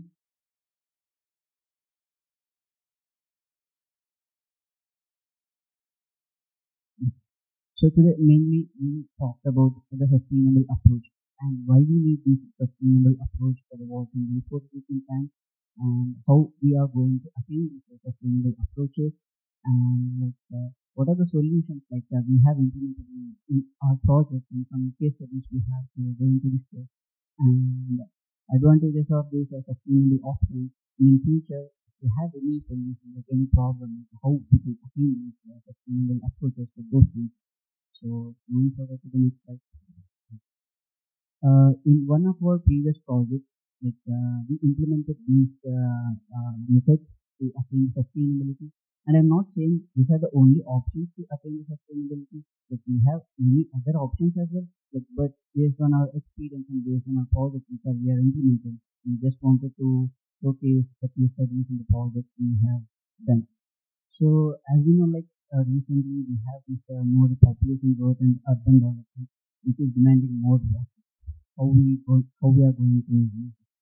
To attain this, we need robust water infrastructure to meet the increasing water demand and reuse to encourage the industries and municipalities and others to reuse the water and economic efficiency of pumping solutions. We have so many pumping installations and so many pump types, but how to select a particular pump for particular application. Like for the same application, we can use like a different type of pumping methods. So just we need to look into that which one will be suitable for that particular application, so that how we can manage through the capital and operational costs. And we are going to discuss regarding that in some definition.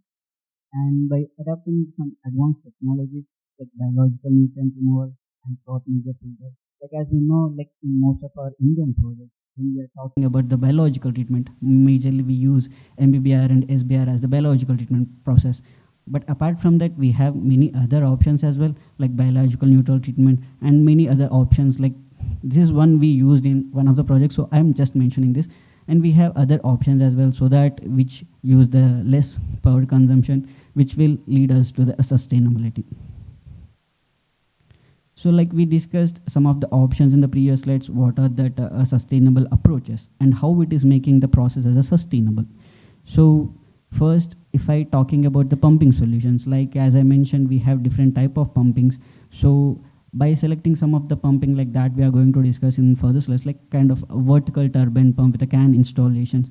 So it doesn't need a complete wet well structure, so which will reduce our structural cost, so which will help to reduce our complete footprint and the structural cost a lot. And by lowering operation and maintenance cost, like as I mentioned previously, like we have so many advanced technologies. So by using these technologies, we can reduce the footprint as well as the power consumption. By reducing the power consumption, like as Chaurasia sir mentioned, like we're not looking at present conditions. We are looking for the down the line 20 to 40 years. Just we are having the funds, okay, get the approval and install the plant, like we have a budget and we use high power consumption, it won't be suitable for the down the time 20 to 40 years. So we need to adapt the solutions, some of the advanced technologies like biological neutral treatment and cloth media filter, all these things which consumes less energy, which will help to run the plants with a less energy consumption down the time 20 to 40 years. And the major thing, promoting water reuse.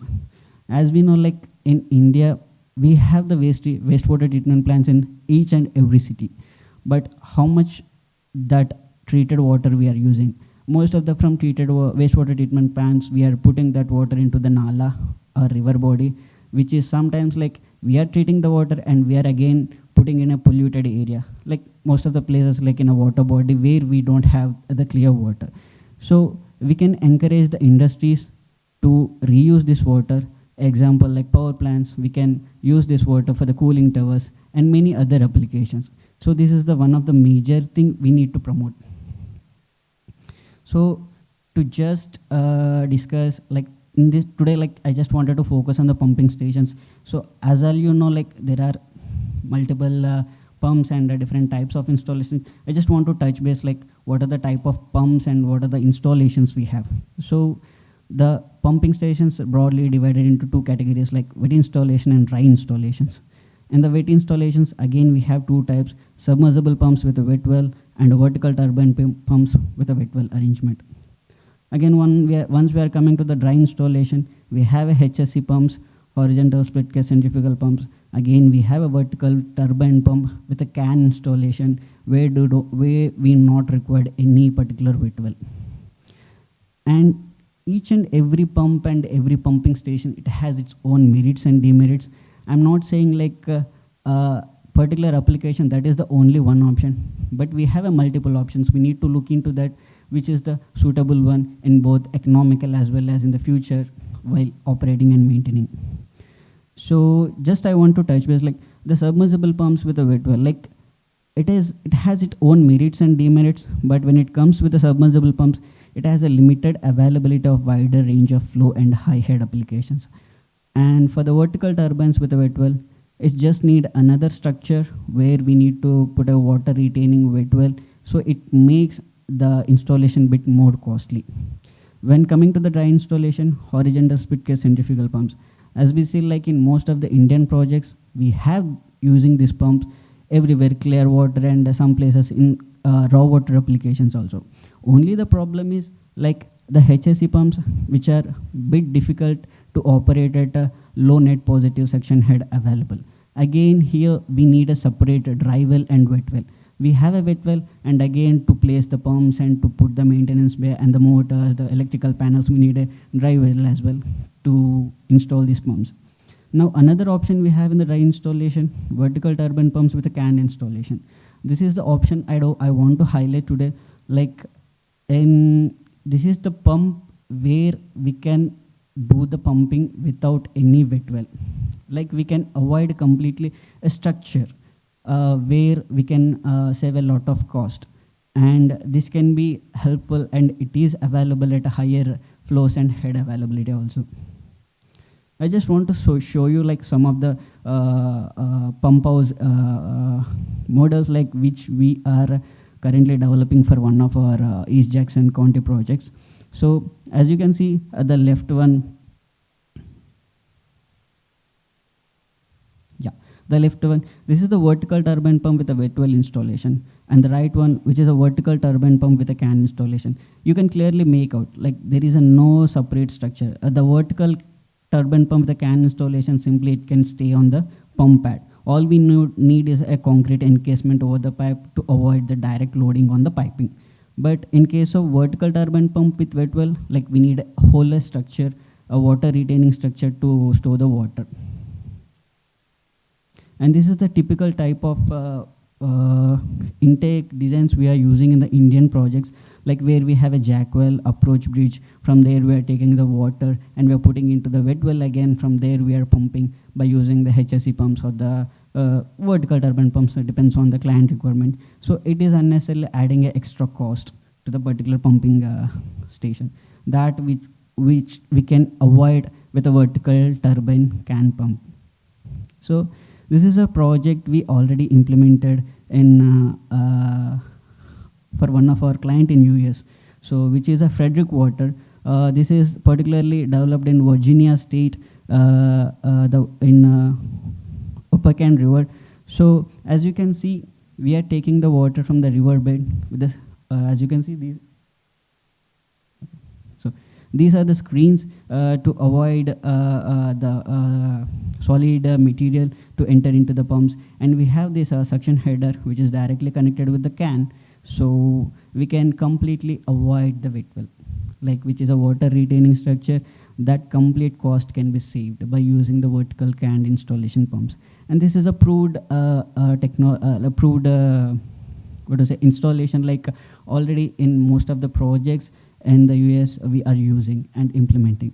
I'm not saying this is the only solution or this can be applied everywhere, but we can see, depends on our possibilities. Like whenever we are doing a pumping, I know like there are so many challenges that we have to face, but yeah, we can see, is there any possibility apart from the HSE, apart from the submersible, apart from the VT? So if there is any possibility to avoid those structures, and if there is a possibility can utilize these kind of pumps, we can completely avoid that wet well structure, and by keeping simple piping, and we can install the vertical turbine can pump.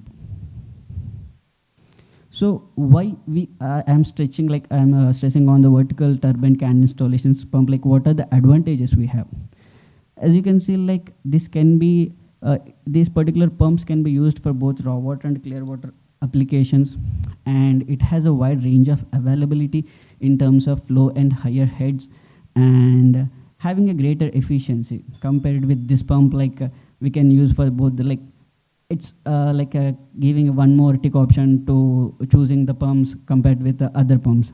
And as I mentioned in the previous slides, we don't require any particular structure, any material handling or permanent material handling equipment to maintain the pumping station.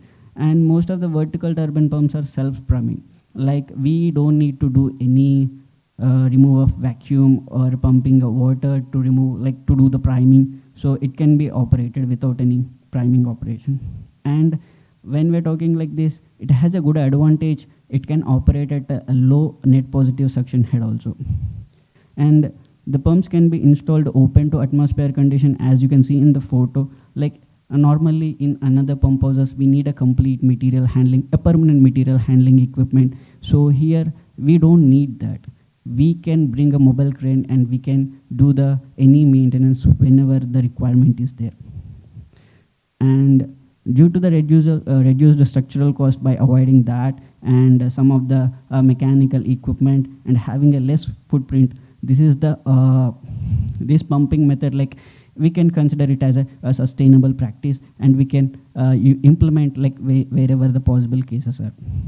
Like this is one of the graphical representation from the Hydraulic Institute standard. As you can see, like the efficiency compared with the flow, like the most efficiency we'll get from the double suction pump. But the only problem with the double suction pump, again, we need a dry well to install the pumps. So another pump which is having more efficiency is a vertical turbine pump. So we can use the vertical turbine pump by avoiding the additional structural cost, and we can implement this wherever the possible situations. And these are from standard installation criteria for the vertical turbine pump canned installation. Here we have two types, like open can and a closed can. So the right side one, the thing is with a closed can arrangement, and the left side with a open can arrangement. The only thing for the vertical turbine can pump we need is a continuous flow. In other areas, maybe like we can store the water in a wet well. From there, like after reaching the high water level, we can start the pumping. When it is reaching to the low water level, we can stop the pumping. But here, the only requirement is there should be a continuous flow. So these are some of the pictures how we can do the installation of vertical turbine can pump. Directly, we can connect with the suction header as shown here. And this is the process flow diagram for one of the project we are implementing currently now. As you can see, like here we have used both a vertical turbine pump to avoid the dry well condition. So here, why we have used both the pumps is like one place we don't have the continuous flow due to the plant operations. So we need to go with the wet well thing. And another area, like here we are sending the water to the industry distribution. So we have a storage tank, and once the storage tank is full, then only we're starting the pumping. So we have a continuous flow. So there's a possibility to use the canned pump installation. So we are going with that one. So I'll just give a quick cost comparison. Yeah, just apologize me, like because we are doing with the US project, I have mentioned it everything in the dollars. As you can see in the mechanical cost, it's for both, it is a vertical pump, turbine pump only. One is a can installation, another is a wet well installation. So in the mechanical cost, there's not much difference. But in the structural cost, you can see there is almost $1 million difference in the structural. Like that much savings we can do if we're opting this solution. Yeah, so for the sustainability, why we need is, so like, as we know, like we have the budget now, but since we have the budget, like if we are putting a plant, and if you're not able to operate the plant down the time, the 40 years, there's no value, like there's no point of putting that. So we need to think about the future. We need to consider solutions in that way. So yeah, thanks. Thank you, everyone.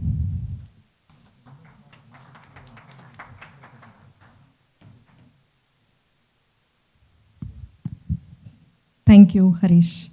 Our next speaker is Deepak Dahake. He is going to speak about challenges and solutions to achieving 24/7 water supply for smart cities. He is a versatile water utility management professional with more than 30 years of hands-on experience in India and outside India on gravity feed and fully automated direct feed 24/7 distribution networks. He is a certified energy manager, chartered engineer and fellow of the Institute of Engineers India. He's a fellow of the Indian Water Works Association, member of the International Water Association, and member of AWWA India. He is passionate about sustainability practices in water supply systems. Over to you. Thank you, ma'am. So, existing drinking water supply scheme is having aging infrastructure, increasing demand, and very high non-revenue water. And there are difficulties in 24/7 water supply due to various issues, which may pertain to design, routine maintenance, breakdowns, or system operation. Maintenance of system is inevitable, but routine or periodic maintenance shouldn't interrupt 24/7 water supply. And this is the basic assumption for any 24/7 design. So even in case of breakdown or failure, the system should be able to supply partially as far as possible, unless there is a catastrophic failure or main trunk line failure. And high system reliability should be ensured right from the water source till the customer end. And this need an integrated design approach. So there are some challenges before utilities, and these are inadequate and erratic network supply, ineffective pressure management, low pressure complaints, inability to identify and resolve the problems, defects quickly with minimum disruption, lack of timely maintenance, asset management issues, water quality issues due to contamination during non-supply hours for intermittent water supply scheme, and controlling disinfectant byproducts while maintaining residual disinfectant in the network. And there are some deviations in design raw water quality, and at same time non-availability of suitable pre-treatment at the raw water. And then absence of proper zoning of network, that is DMA, for a proper water balance, and ineffective leak detection campaign resulting with high NRW. So for the methodology in a 24/7 water supply network, we should consider the reliability, which means the ability of the system to provide an uninterrupted supply of water to the customer with desired quality at specified pressure and fulfilling the varying demand at all the times. System reliability depends on the flexibility and redundancy within each subsystem, and normal maintenance activities should not impact the water supply. And that flexibility is the availability of the alternative ways to accomplish the same function while using the different arrangement of existing system. And redundancy is the capacity more than required in normal operating conditions, which is available for use when one or more operating components fail.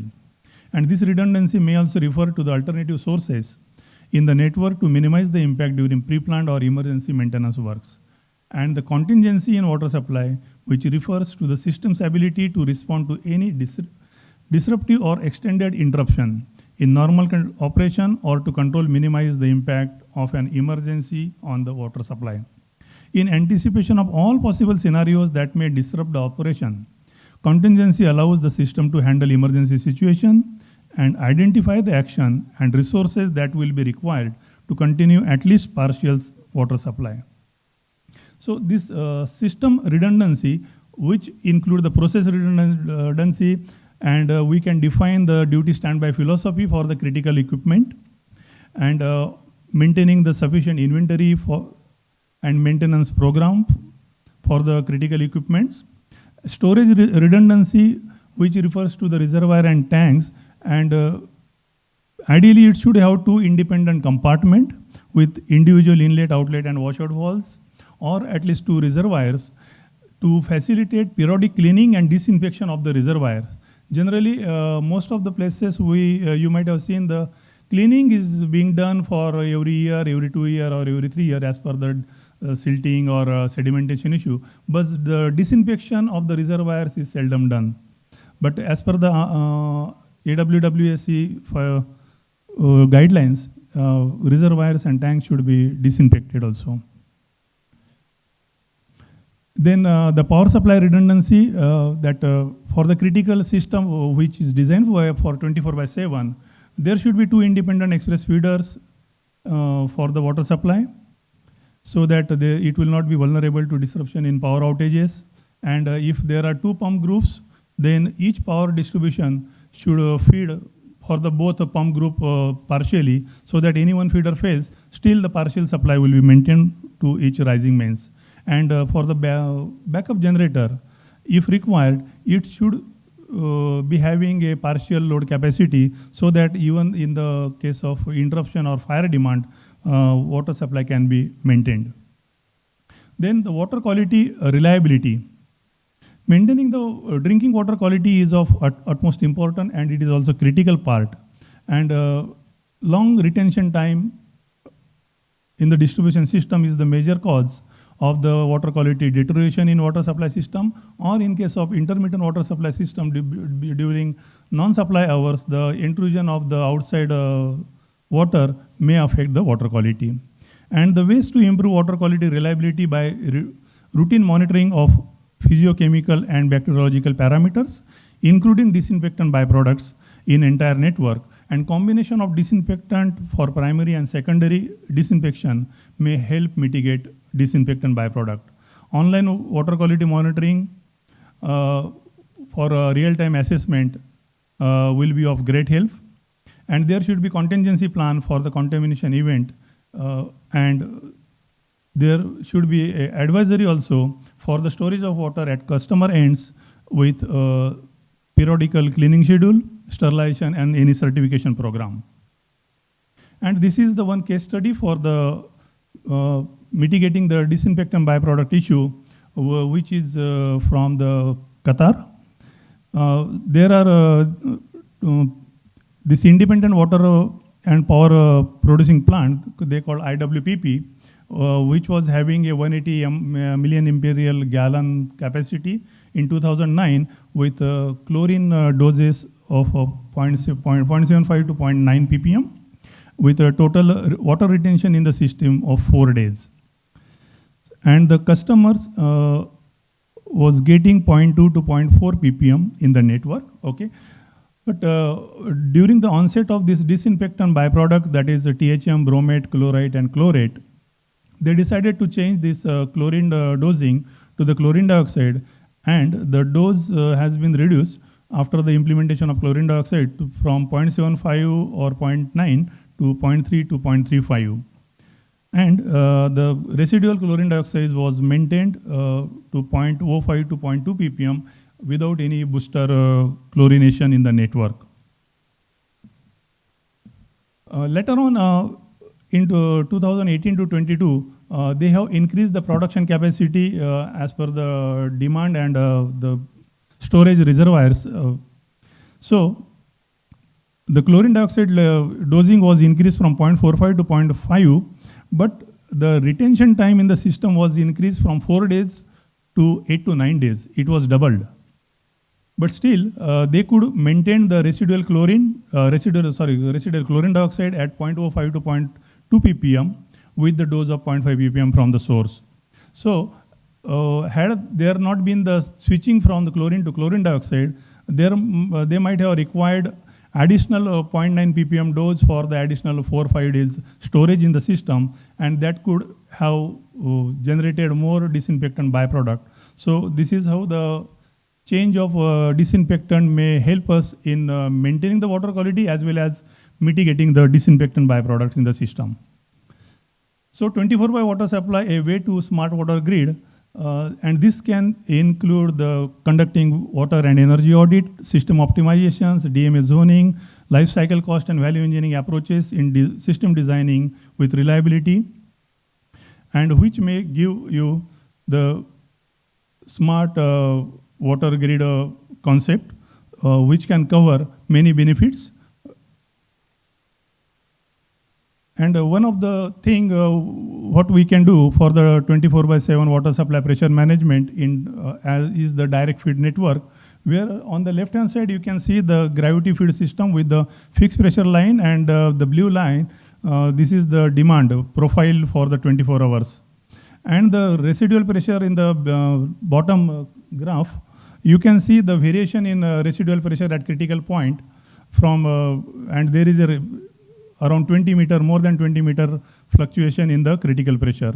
But as you go with the direct feed network for the 24/7, as the demand changes, your rising main pressure changes, which is monitored every minute. And the residual pressure is maintained at the desired level, which is more uniform, plus minus 1 or 2 meter we can maintain. So there will be less fluctuation in the network, which will cause the less losses, also less breakdown. So some of the prudent engineering practice for reliable 24/7 water supply with contingency plan, and which can include real-time monitoring and control of the system, like flow, pressure, level, water quality, DMA-wise demand, critical pressure, transient pressure. Now, even outside part of the country, they are using the transient pressure also monitoring to get the shocks and the transient waves in the network, so that we can get the enough information about the leakages or burst frequency, and that can be reduced. And then maintaining alternate power sources, then implementing cleaning and disinfection program for the reservoirs as per the AWWS C652.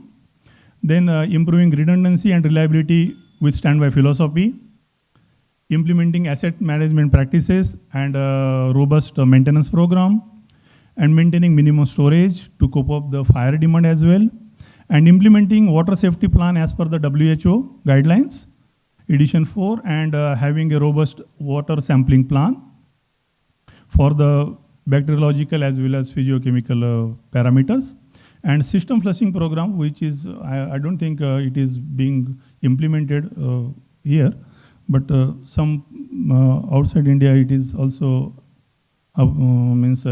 implemented. And then wall exercising program and air wall checking program, which can really give the proper functioning of the system, and it will not give any shocks or the surprises, breakdowns in the system if we have a proper asset management program. And there are some design approaches that interconnected loop network. If one DMA inlet supply fails, partial supply can be made from the neighboring DMA. And the secondary connections are the two feeders for the highest priority bulk customers. Then having, sometimes it is possible to have a parallel transmission lines, not every time.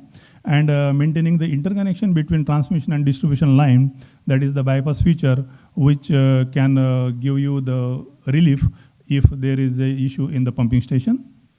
And then isolation walls should be provided in the distribution network so that no more than 50 connections will be affected during any breakdown. Water main serving more than 50 plots must be looped, that is fed from two feeders. And long-term planning to develop and expand system based on the forecast and potential development, and develop contingency plan and conduct mock drill routinely, which will give you the robust 24/7 scheme in the true spirit. So these are the references. Thank you.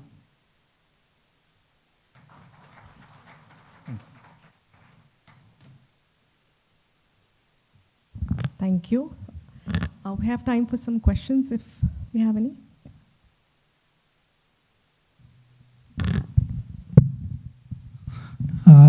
I have two questions from TCE and one question from Equa-Indica. So I'll start with TCE. You are saying that you are providing 10 hours pumping and store and 10 hours, 20 hours pumping and 16-hour WTP design. Then in that case, how do you maintain 24/7 water supply system when you are operating WTP for 16 hours, 20 hours for pumping?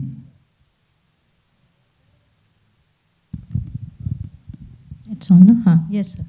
Can you please repeat your question? You are providing 20 hours pumping and 16-hour WTP operations.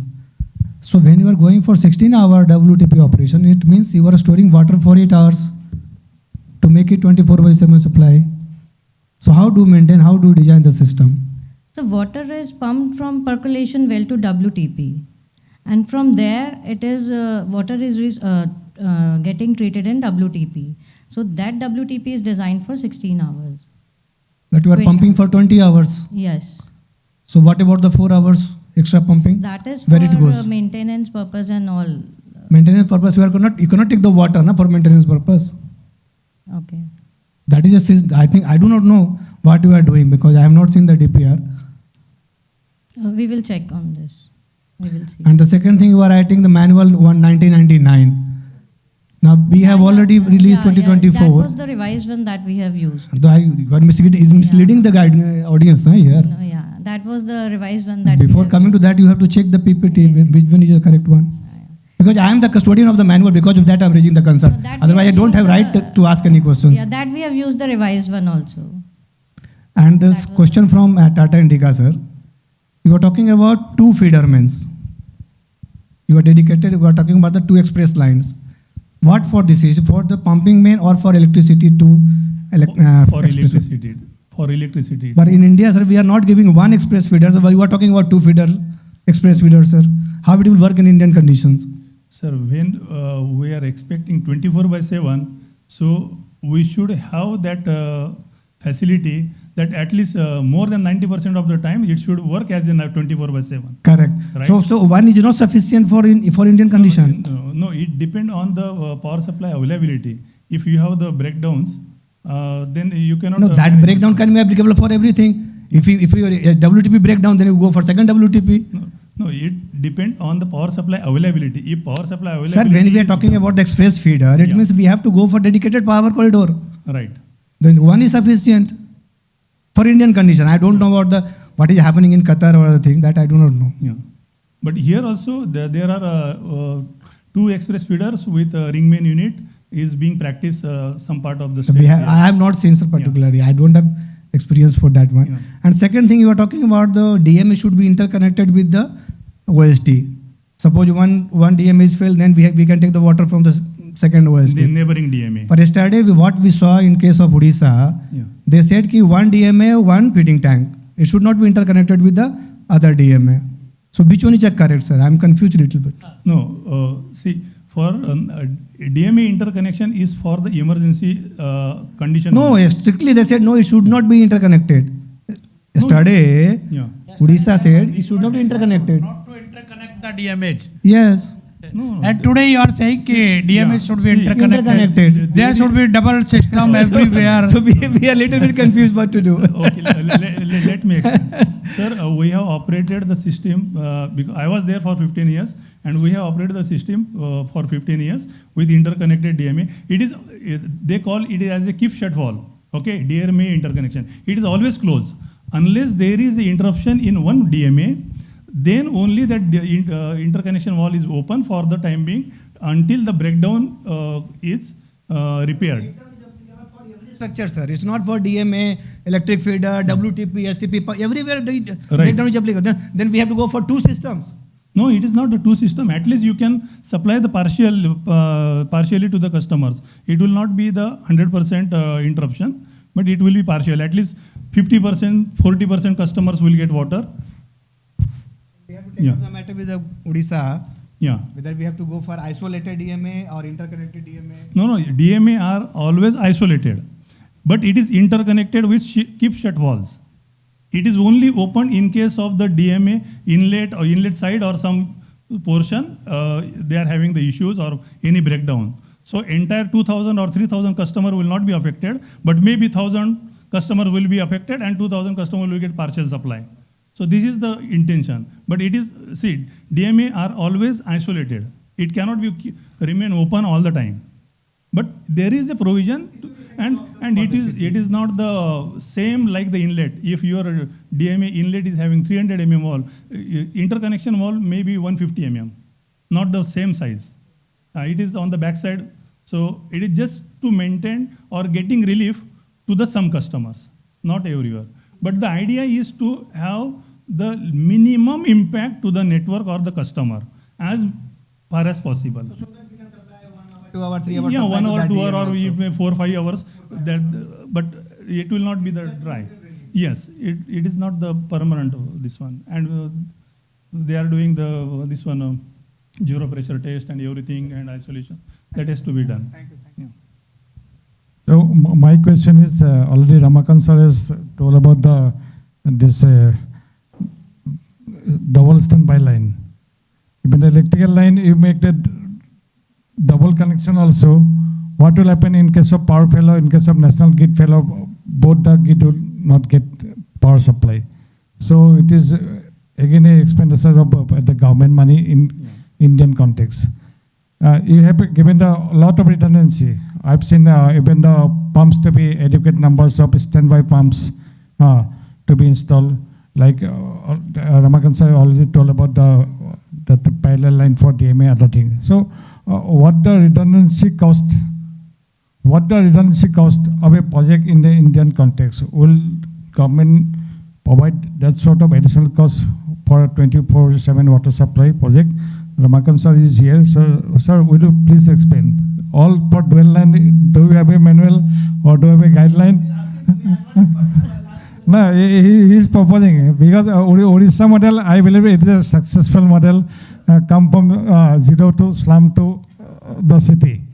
So we are people from the developing country, so we can easily adopt. But being an important system, and everywhere the cost is for a standby, whether the government can afford or the policy can afford. Ramakant sir, please. This, can I just interject? This is an interesting discussion. I think it should continue maybe a little later once we've concluded the session. I will ask for any other questions if we've got any. Yeah. Yeah. Good. Siddhake, I wanted to check with you that SCADA interface with a pumping system you're meaning, right? It's a sort of a demand-driven distribution. That is what you're talking. Is this workable in Indian context, sir, in all cities? Yes. Because primarily, unlike Middle East and European countries or America, we always have the gravity-based system. So, and then based on that, most of the cities will not have DMAs too. So will it be working, and how do you actually design it into the system? Yeah. This is the, I can say, most practical way with highly energy efficient system, we can say. Because in the conventional gravity feed system, you are lifting all the water to certain height. And then considering the peak demand, considering your 15 years design life, or for civil purpose, it is designed for more than 30 years. So, and you decide the staging height according to that point. But from the day one, you don't need that much pressure. And then we are using mostly the PRVs and all those things. But in case of direct feed network, from the day one, you are just maintaining the pressure, what is required for your system, nothing extra. So you can reduce the head, and for the peak and off-peak period, there is a lot of saving in the energy because of your head is less, and because of less head, losses are less. And as the system is monitoring the demand every minute and controlling the speed and maintaining the pressure, there are very less fluctuation in the residual pressure or network pressure. And because of this less fluctuation, the network remains very quiet and less prone to the burst, and this one, your burst frequency will be reduced drastically, and NRW will be controlled, this one.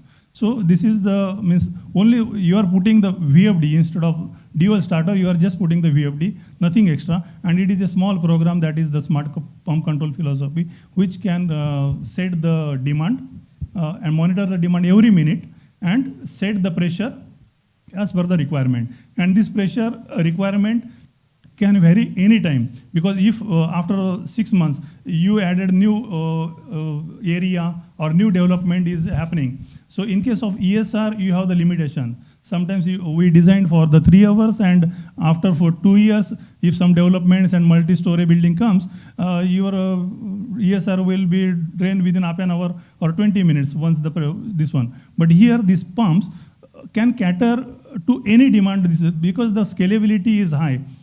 And it is just a pumping. So that you will get the advantage of scalability and maintaining the system. And with the future pump slots and all those things, the system will be very smooth. There will not be any shocks or insufficient supply or the system like this.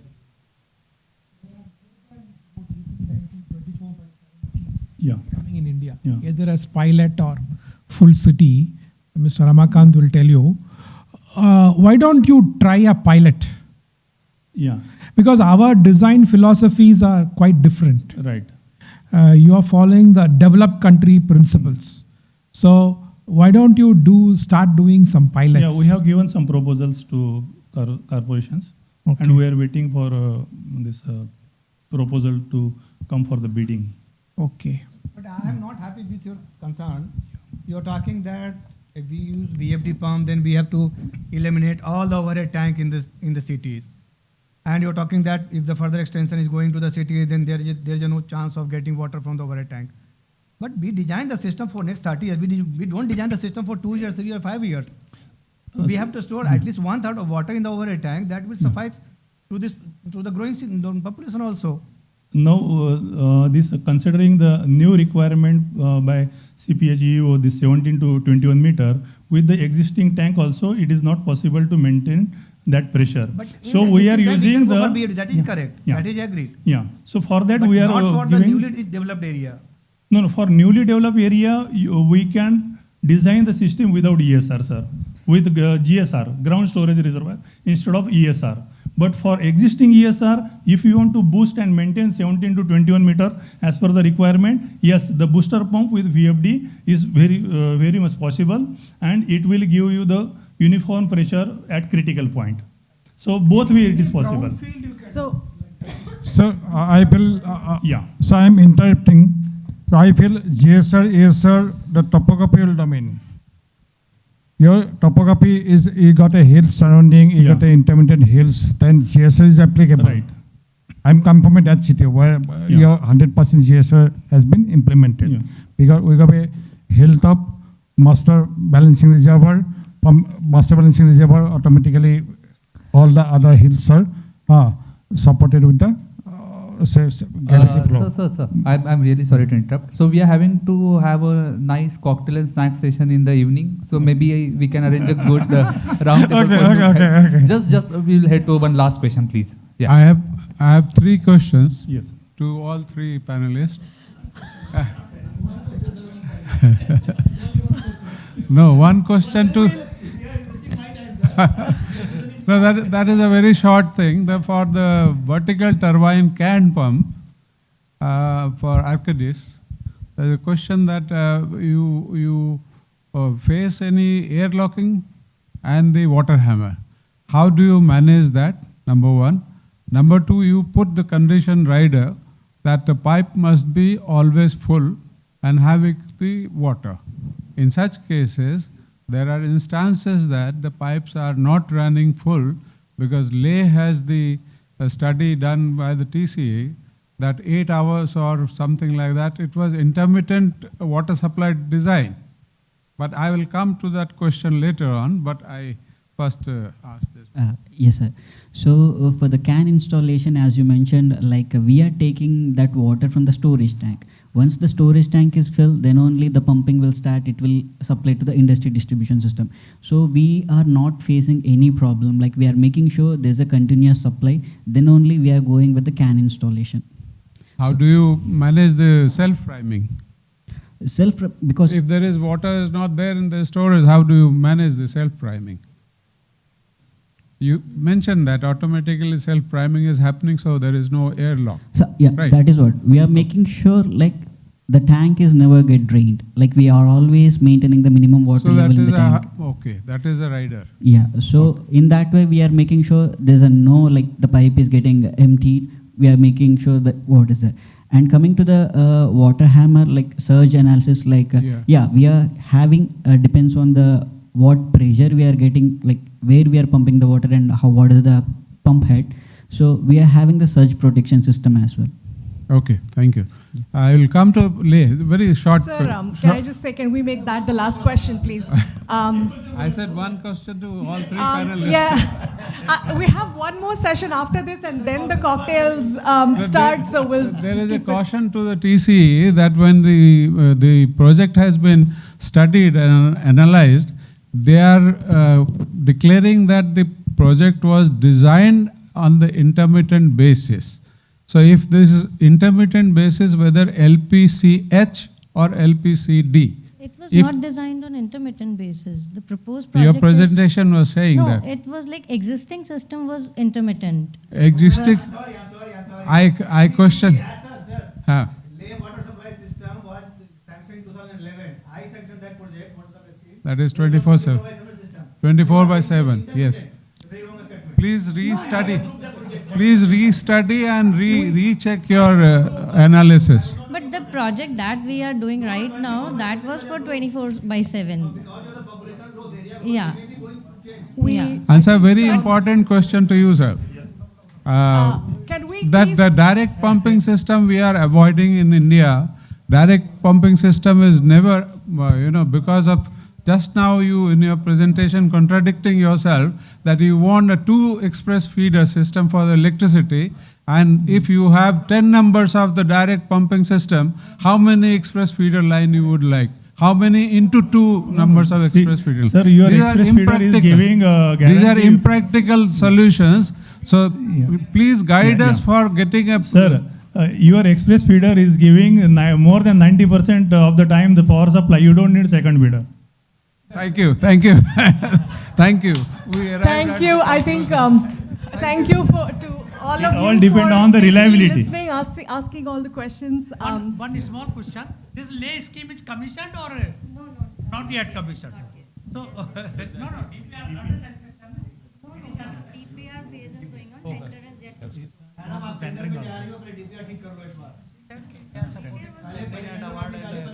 Can we conclude this session today? And I think we're headed into the next session before we go to the cocktails. So thank you very much for all your questions, and thank you to all our panelists today.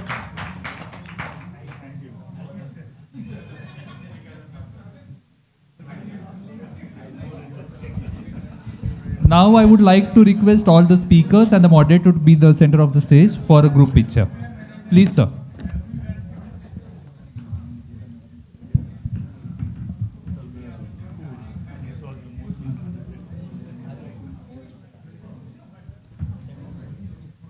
I would request our chairman, Mr. Hemant Patel, to felicitate all the speakers and the moderator with the souvenir.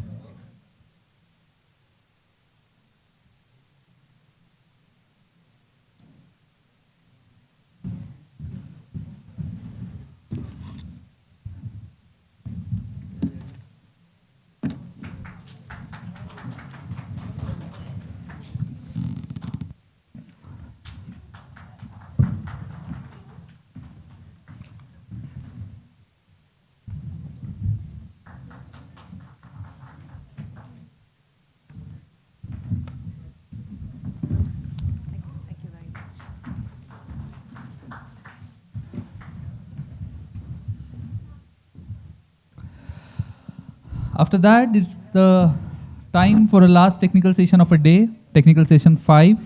I would like to invite Mr. Uday Kekar to be on the stage to moderate the session.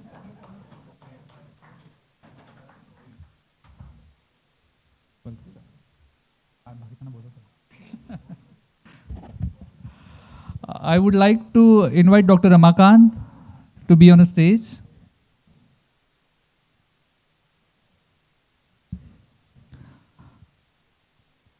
I would like to invite Mr. Sontake to be on a stage. I would like to invite Mr. B.B. Singh to be on the stage.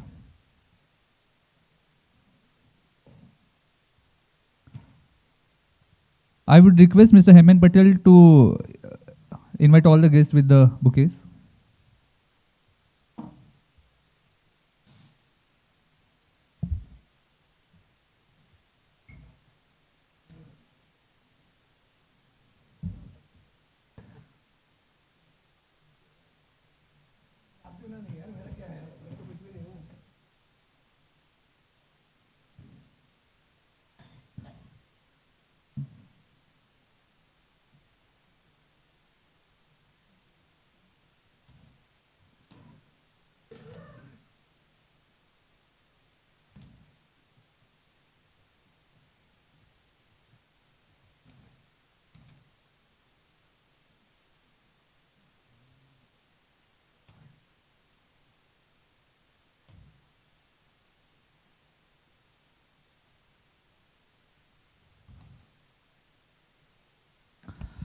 Now I would request Mr. Kekar to take on the stage.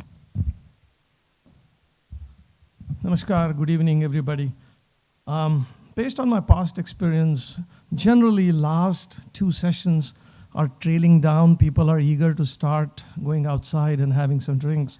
But looking at the energy as the last one, I think people are all excited, and I think you should keep that energy continue till the last one. So the speakers that are in the last should have that resilience and saying, yes, they were the same at my time too. So please say, pardon me? Moderate is okay. I'm always excited. I don't know what happens to me when I'm on the stage. What I would say is to save time, I know you guys are eager to save time. Everybody knows, most of us, including Dr. Saab. So I would reduce the presentation and details profiles. So I have Dr. Ramakant, then I have Vidyadhar Sontakke, and who is the third one? And BP Singh, correct. Sorry, Sat Sri Akal, I forgot your. So this is the one, and I would rather now start with Dr. Saab to begin with, and then Sontakke and Mr. Singh, please. Thank you very much. Thank you, sir. And questions, you can ask later on when you go outside, so we minimize the time. अरे पूछने दो यार, question तो पूछने दो यार. फिर बाहर में क्या पूछें? कॉकटेल में कोई नहीं पूछता क्वेश्चन. ज़्यादा क्वेश्चन आएंगे. नहीं आता ना. फिर कुछ और दूसरे क्वेश्चन आ जाते हैं. नहीं, आप क्वेश्चन पूछ लीजिएगा. Sorry. So अभी we have discussed a lot about the design. In the last session, we discussed about the design and this different case studies. So I will not discuss about the planning of the DFT, because this AICE24 has discussed about the planning. Before to that, we have seen the planning, how to make it 24/7 water supply system. So I will just go through the some case studies, international case study, what is happening, what parameter actually they considered for designing of the 24/7 water supply systems. So how do we start? Yes. So first of all, I think many people are not aware that Environmental Hygiene Committee was set up in 1948, and they recommended in 1948 that the country should go for 24/7 water supply systems. And on that time, Lucknow in Uttar Pradesh, they set up a 24/7 water supply system in one ward of their cities. And it was, from there it was propagated to go for the continuous water supply. But we all know what is the condition of our country and where we are. So this is not a new topic. It's a discussing since 50 years back, more than 50 years back. So we made a study in 900 cities in 5 states regarding the service level benchmarks. What is our positions regarding to the service delivery to the peoples. So if you just take 1 or 2 parameter like continuity of water supply system, because when we are talking about the continuous water supply, we have to think about the number of hours water to be supplied to the city. So on an average, it's coming about 2.7 hours water supply on these 900 average. This is average figure. So 900 cities, and the cost recovery is very low. Then the efficiency of the collection of this charges is also about 60%. Though it should be 90% to just to make sustainable. We cannot say, because yesterday we saw that even in the Odisha, in the Puri, they are collecting the charges from 100% household. So they are recovering only 38% of their O&M charges. Only 38%. Rest they are coming from the pumping from the state plant. So I'll discuss about some international best practices. This is Singapore Public Water Utility Board. They are providing 24/7 water supply system. But what they are doing, they are just going for the use of the sophisticated technologies, installation of a smart water meter. We are talking that no, water is not required. The water is meter is required, but it may be of AMR, it may be of mechanical meter. So without metering, we cannot go for measurement of the water. We cannot go for the assessment of the NRW. So they have reduced their EFW. In fact, NRW is called unaccounted for water. So the NRW up to the 5%. In India, it's NRW is about 50%, more than 50%. So we are trying to reduce up to the 15%. So if you talk about the Tokyo Water Works, they are also taking various initiatives, technically, and then politically, then economically, financially, and they adopted all these sort of mechanism. They also go for the tariff provision, recovery of the tariff, So like that, everyone is doing the same thing. If you take the Queensland, so they are also they went for the automatic DMS systems. Then the moving toward the transmission of data to a single platform. Though they have the different sort of categories of the data. So asset failure or risk models, they have done it. Though we are not just giving more emphasis on the asset management. So now this actually we have a meeting with the Ministry of Jal Shakti. They are going for the asset management for the rural area. So we also thought that we have to also move for the asset management, what we have created under the water supply systems. If you take the Seoul, they introduced the open innovative system through crowdsourcing and adoption of innovative technology for waterworks. And these all are the private waterworks. In India, we are totally dependent upon the government. The utility are the government urban local body, but here all are the private. And one more thing here in the Seoul, this household can request to the utility, suppose I am getting a low quality of water, the utility shall come to our home and they will measure the quality and they say your water is up to which category. Like Manila Water, they are running their 24/7 based on the PPP mode. Then tariff level determined to match their investment. Then established water authorities, like in Odisha, they have established WATCO, water and water company in Odisha. So they are also treating as a public sector company. So they have also set up the company. So established NRW management cell. So they will entirely monitoring the entire system of the NRW in the cities. Then Nomfen is the water supply system. This is in Cambodia. Nomfen is very small cities, and there the NRW was up to 72%, 75%. So they reduced up to 8.5%. So when Cambodia can do, why cannot be? We have the technology, we have the resources, we have the beautiful technology provider, we have the contractor, we have the consultant. So we are trying to just reduce the NRW by providing 24/7 water supply system. If you take the case of Dhaka, Dhaka is similar to the our cities. So they also adopted the DMA approach. 18 hours in non-DMA, they are supplying water. So daily consumption is about 160 LPCD in all 137 DMAs. So out of 171, they adopted 137 DMA for 24/7 water supply systems. These are some of the beneficiaries and community. Basically, they also yesterday when we talking about the Odisha, they said that community participation is very important if you go for the 24/7 water supply system. So Dhaka adopted the same model. They involved the community to make it sustainable. Of course, technology and innovation is also important. So by adopting that, the good thing for them is whatever they are generating the bill, they are recovering about 100%. So that is a good thing for them, and because of that they are sustainable. In India, I think generation may be about 90%, but collection is about 60%. So there is a gap herein, so we have to just come out from that gap. And they increase the water tariff. In last 5 years, they increase the water tariff up to 37%. Here, if you increase the water tariff, there will be a chaos in the country. कैसे कर दिया आपको हमको पानी हमारा तो अधिकार है, पानी पे भी टैक्स लगा दिया, अब कहाँ लगा दिया. So whatever it is, तो हमारे यहाँ तो कुछ प्रॉब्लम चल रहा है. Similar to that, Greater Colombo is an Asian country. 100% metering, mechanical meter. It's not AMR, mechanical meter, 100% metering, and 100% billing efficiency. They have also adopted the DMA approach, and this they have also set up a national water board just to maintain the entire water supply systems. And the water supply rate is about 160 LPCD. So now for Tata, this is March 2024, we released the manual. We don't discuss about the 99 manual. That 99 manual do not discuss about the DMA approach. So we published the manual in 3 parts, Part A, Part B and Part C. Part A is for engineering and design. Part B is for operational maintenance. I think most of them are aware about this manual. And Part C is for the management of the water supply systems. These are some of the chapters.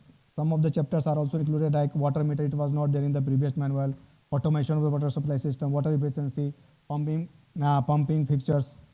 So here the part B is the water audit and leakage control was not there in the previous manual.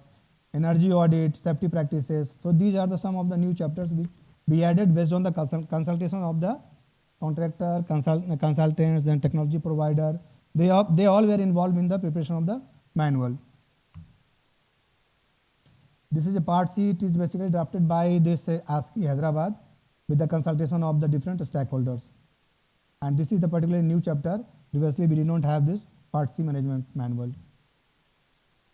So these are some of the salient features of the manual that we have to take the DMA approach based on the international learning, then 100% metering, then IoT applications for hydraulic modeling.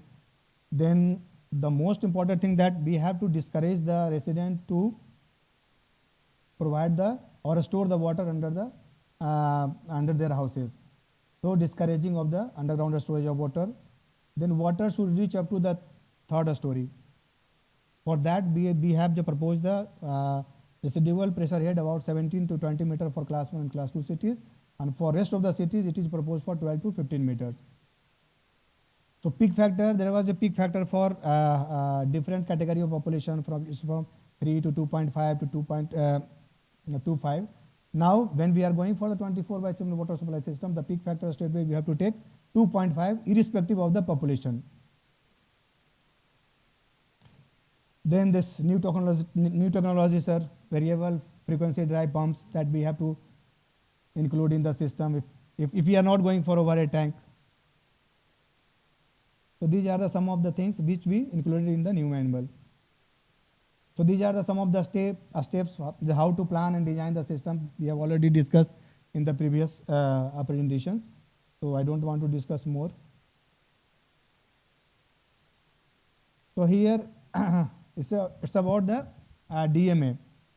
When we talk about the one operational zone, you have to go maximum for 4 DME in one operational zone. Somebody is saying in Odisha, they are saying 1 DMA, we are going for 3-4 sub DMA. Okay, no problem.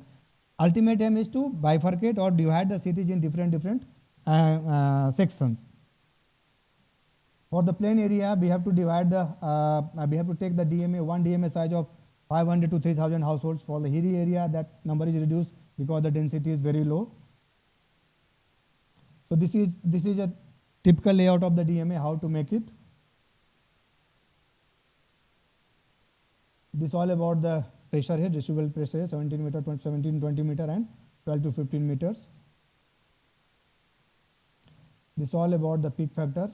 When we analyze the international practices, we found that if we go for the continuous water supply, the peak factor is varying from 2 to 2.5. So we adopted 2.5, keeping in view of the Indian behavior of the people. So one problem we are getting that the people are taking the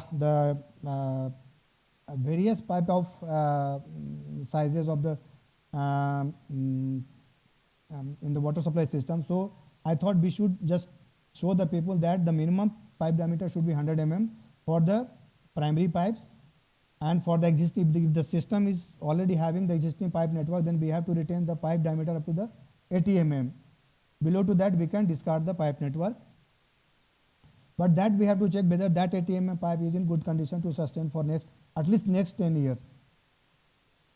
For the hilly areas, we have to just provide minimum 80 mm diameter because we are getting this very much pressure because of the undulation of the land. And for existing system, we have to retain up to the 26 mm of pipe diameter. For the hilly area in the secondary lane, small lanes, we can go up to the diameter of 32 to 63 mm based on the local conditions. So we have already discussed about the myth. What are the myths about the 24/7 water supply system? Somebody says कि वो अपने water supply तो ज़्यादा हो जाएगा, ये हो जाएगा, फिर मीटरिंग करेंगे, पैसा लग जाएगा. पर ये सारा हमने कल डिस्कस कर लिया है, I think. So increased water demand due to 24/7 water supply system. So demand went up initially. We discussed initially for 1 month, 2 months, 3 months, the water may go increase up to 150%. But once the system is stabilized, the demand shall go below to the 135, 100 LPCD, even 70 LPCD. Coimbatore study said it is going up to 70 LPCD water demand. So in that way, we can save the water. increase water wastage and NRW. No, if the system is stabilized. Initially, yes, initially we can get every problem for 2 months, 3 months, but once the system is stabilized, NRW will be reduced up to the 10%.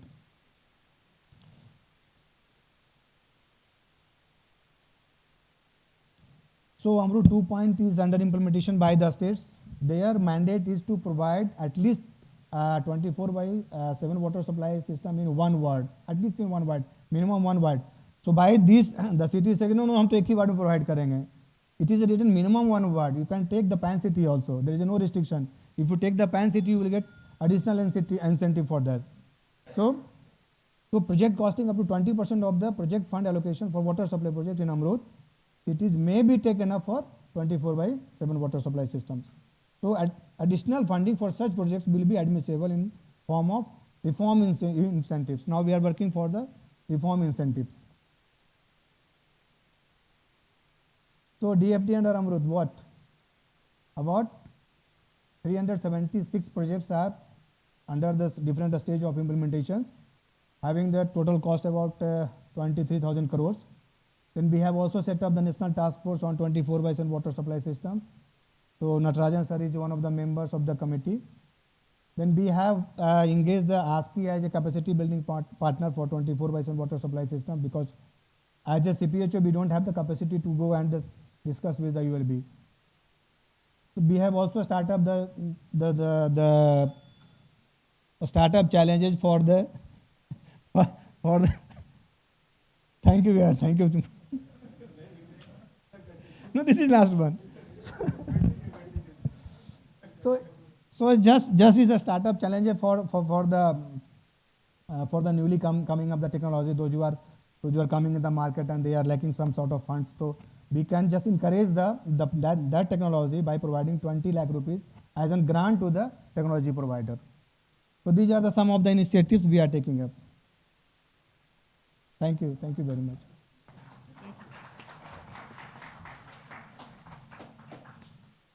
Sorry sir, within time.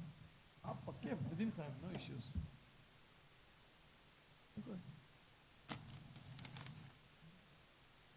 You need to give me the second open curtain.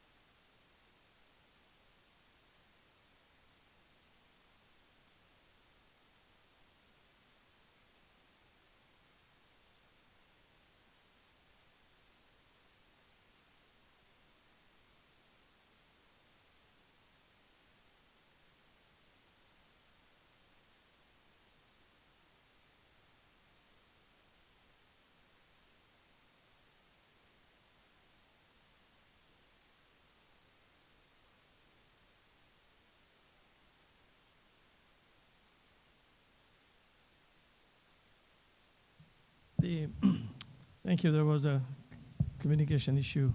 The second speaker is Mr. Vidyadhar Sontake, who's got almost 30 plus years of experience in water, wastewater. He's one of the directors of the company and located in Mumbai, and he's done a lot of good work in recycle and reuse. Is yours, please.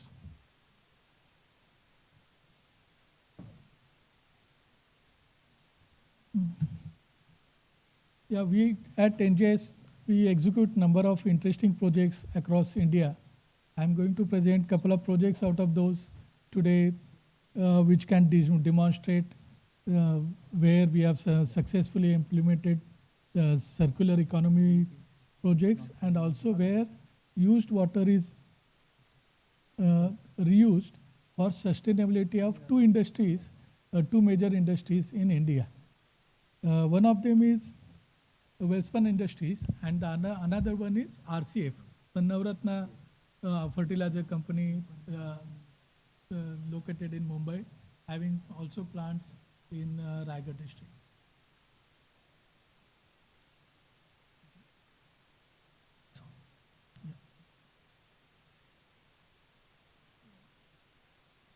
So the switching over the first case, which is Welspun Industries, it is located in Anjar. Most of us, we remember Bhuj earthquake, which happened on 26 Jan 2001. The entire Kutch area was devastated, and the then Chief Minister of Gujarat and current Prime Minister of India encouraged all industrialists to come and invest in Kutch area, western part of Gujarat. The area is very arid with water scarce area, and the resources are very few in this particular area. One of the industries which was initiated with encouragement from our current Prime Minister was Welspun Industries. They immediately took the challenge and established their industry and commissioned their plant in 2004, a textile industry which manufactures bathing and living room. The textile industries, over 80% of their products are exported. They also have further expanded gone into manufacturing of mild steel plates, manufacturing of MS pipelines and DI pipelines. So with such expansion from year 2004 till 2015, their water demand was increased from 2 MLD to 15 MLD because of the rapid expansion. And 2015 is when the government said no further water they can allocate for the industry. Their first choice is for drinking water, second is for irrigation, and industry will be last. So they will have, they had only two options, either shift their industry from current location at Anjar to their another existing plant near Surat, or create water. And that's when their the industrialist Goenkaji invited NJS for our opinion whether NJS has any solution to their this particular problem. We went there, visited entire Anjar, Kutch area, visited many municipalities, municipal corporations, all sources. Also, we looked at the use of seawater desalination project, and then we did various comparisons, feasibility studies, and came up with the solution of reusing used water, the sewage, from nearby cities in Anjar. The three cities which were ready to give their sewage to Welspun were Anjar municipality, Adipur municipality, and Gandhidham Municipal Corporation. Gandhidham Municipal Corporation is about 18 kilometers from there. If you look at the picture on the right top, the first red dot at PS1 is where their first raw sewage pumping station existed. And distance between the pumping station to the survey number 595, that is where textile industry is located, is about 18.5 kilometers. So our solution was to get the untreated sewage from these industries, convince them they will commit to provide this sewage for next 50 years. They will have, Welspun will have first right of refusal for the 50 years, and against which Welspun will pay them 10 paisa per cubic meter, some nominal charges, and entire treatment, recycle, reuse, bring it to the required quality was the responsibility of Welspun industry. On the right bottom is where the industry picture you can see.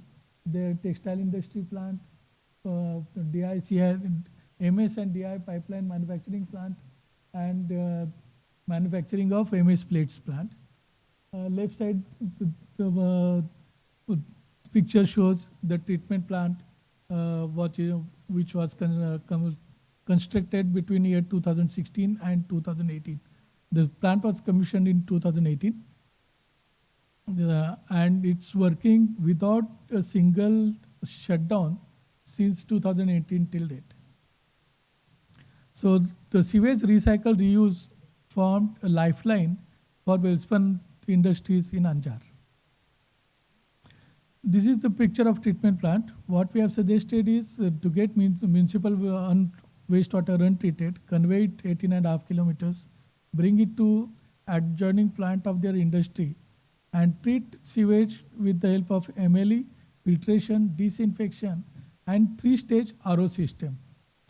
The treated water is fed to Welspun Industries, and since then, entire water demand of textile industries is met with this treated water. The water which is produced from our treatment plant, the plant in charge of Welspun and I myself, we have drank it after commissioning of the plant. It was of course, before drinking, we tested in all established laboratories for quality of the water, and then after we also drank it, nothing happened so far. So the arrangement of this project was Gandhidham Municipality, Adipur Municipality, Gandhidham Municipal Corporation, Adipur Municipality and Anjar. They provided raw sewage to Welspun Industries, and Welspun Industries in turn satisfied obligation of these corporations of safe disposal of their wastewater. They also, in form of paying tariff, it was revenue generation for these municipal corporations, and it also saved the employment of over 20,000 people who were employed by Welspun Industries at that time. Pictures down, you can see the raw sewage quality, water quality after clarifier. Treated water is after sand filtration and after RO. You can see the wastewater quality is much improved. So what we achieved by implementing this project is eco-friendly, sustainable approach.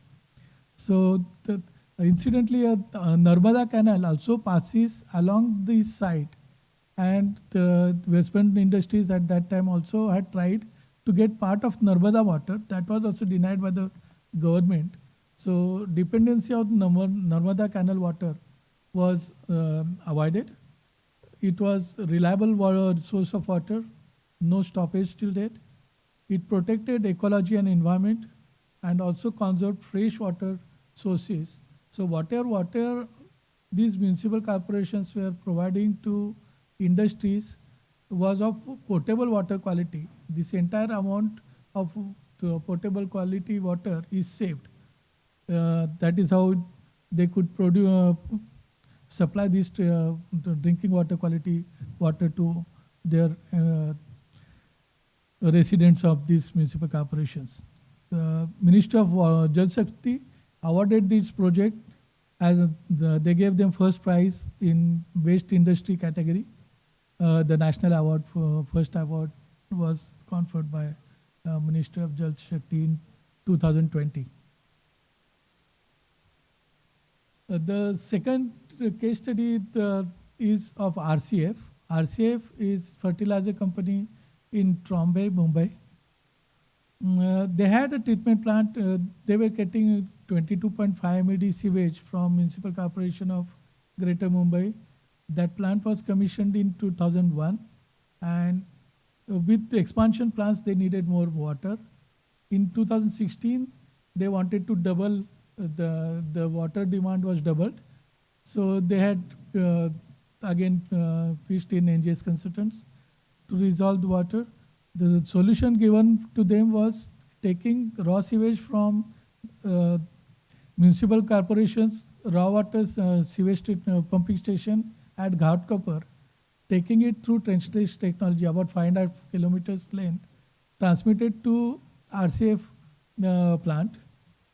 That is, so conveyance was trenchless technology. Then it was for the raw sewage was treated using MBR technology, followed by disinfection and RO at plant site. Picture can, if you see here, The left picture shows transmission line alignment. The right side picture, bottom line is our treatment plant. The large two tanks are treated water storage tanks for further, so that they can utilize as and when needed in their industry. This is picture of the RO's plant, which is installed on RCF plant. So the circular economy here was achieved through BMC supplied raw sewage to RCF Limited. In turn, RCF treated satisfied obligation of treatment of raw sewage. They also were paying 2 rupees per cubic meter to corporation. And it also increased availability of potable water to citizens. So whatever extra water they needed for their expansion could be met with these treated waste sewage by RCF. Part of this plant is 22.5 MLD. They have 5 MLD, they had the extra. So they are selling it at much profitable rate to BPCL. And the RCF is generating also revenue. They have, what we hear is they have recovered all their life cycle cost already in first 3 years of operation. Thank you so much.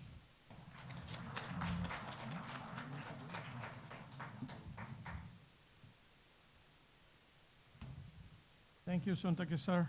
Thank you for this presentation. And the last and the Dutch speaker we have is Mr. D.V. Singh. And please, sir.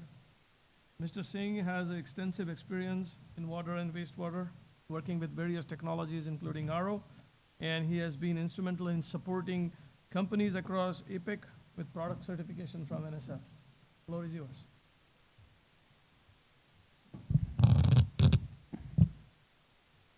Namaskar and Sat Sri Akal. I am the last one today, so मैं अपना time लूँगा पूरा. आप चाहे घंटी बजाएं या ना बजाएं. तो जलंधर में ना, आई एम फ्रॉम जलंधर, हमारे घर के सामने दुर्गा माता मंदिर है. हमारी कॉलोनी का नाम है दुर्गा कॉलोनी. तो खेलने के बाद ना हम मंदिर जाते थे और घंटी बजा के जय माता की बोलते थे और प्रसाद लेके आ जाते थे. आप घंटी बजाओगे, मैं जय माता की बोलूँगा उसमें.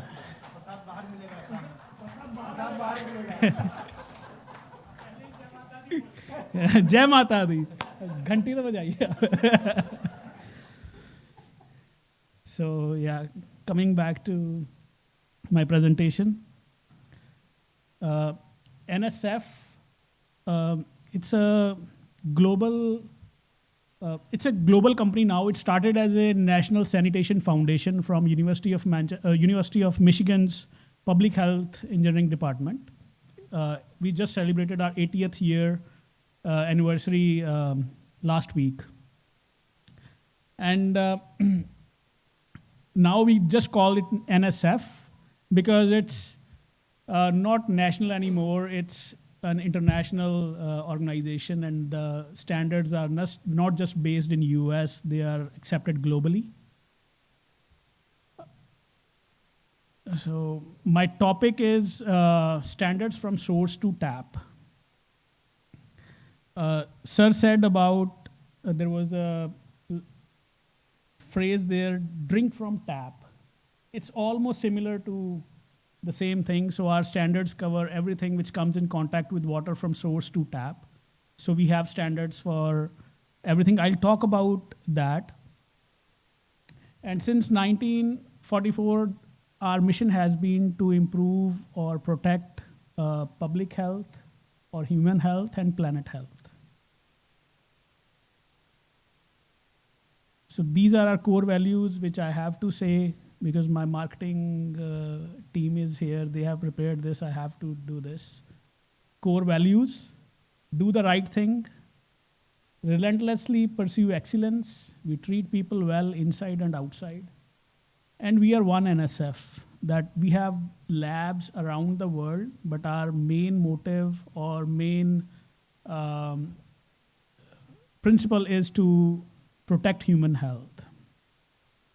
So we are into food and beverages, water systems, life sciences, nutrition and personal care, transport. So anywhere which is linked with human health, we have a standard for that. So here, I think since morning we have a lot of sessions, and we have covered a lot of products, technologies. So all these technologies, they use various components from source to tap. The first thing is the pipe. So from pipe, you have pumps. Then inside the pumps, there are gaskets. There are coatings on the pumps, impellers. Then it goes to the water treatment plant, sand filtration, activated carbon, clarifiers, chlorine generators, chlorine dioxide generators, ozonators, RO membranes. So our standards cover each and everything you can think of to the tap in your house. So normally this logo, NSF logo, वैसे तो everything what we certify is either behind the wall or is in the water treatment plant.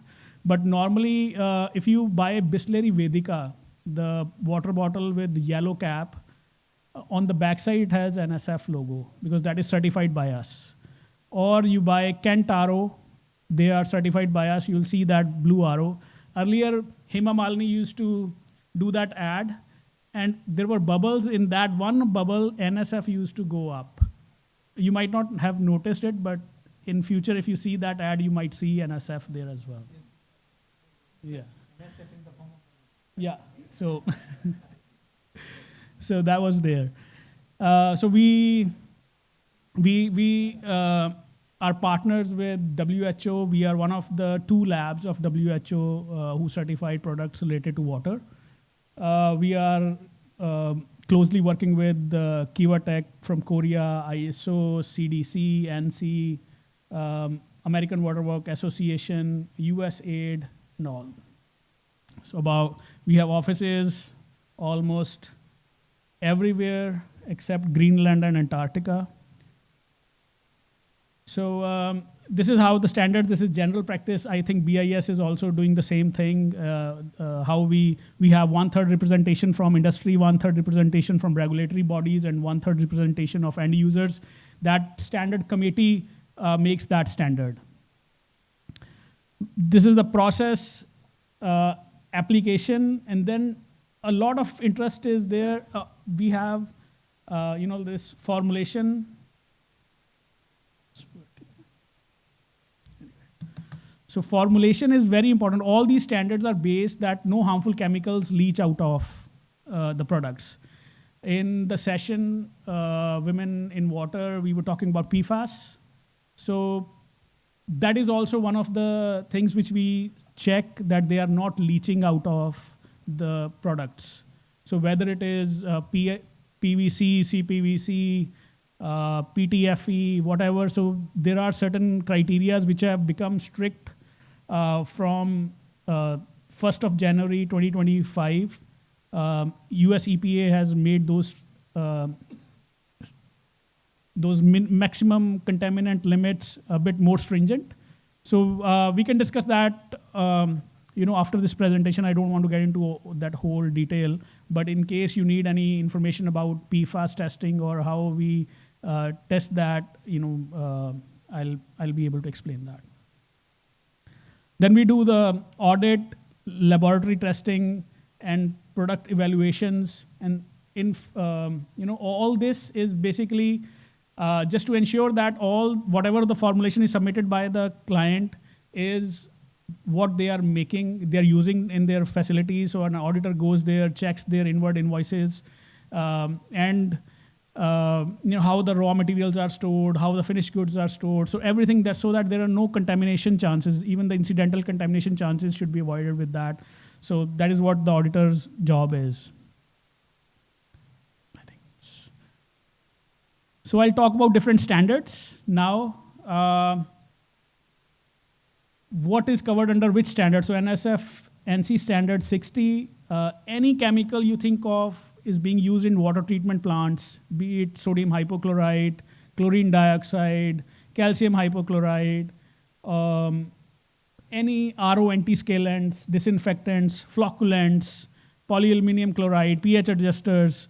So everything is certified to NSF NC standard 60, so that we check that no harmful chemicals are leaching out of those products.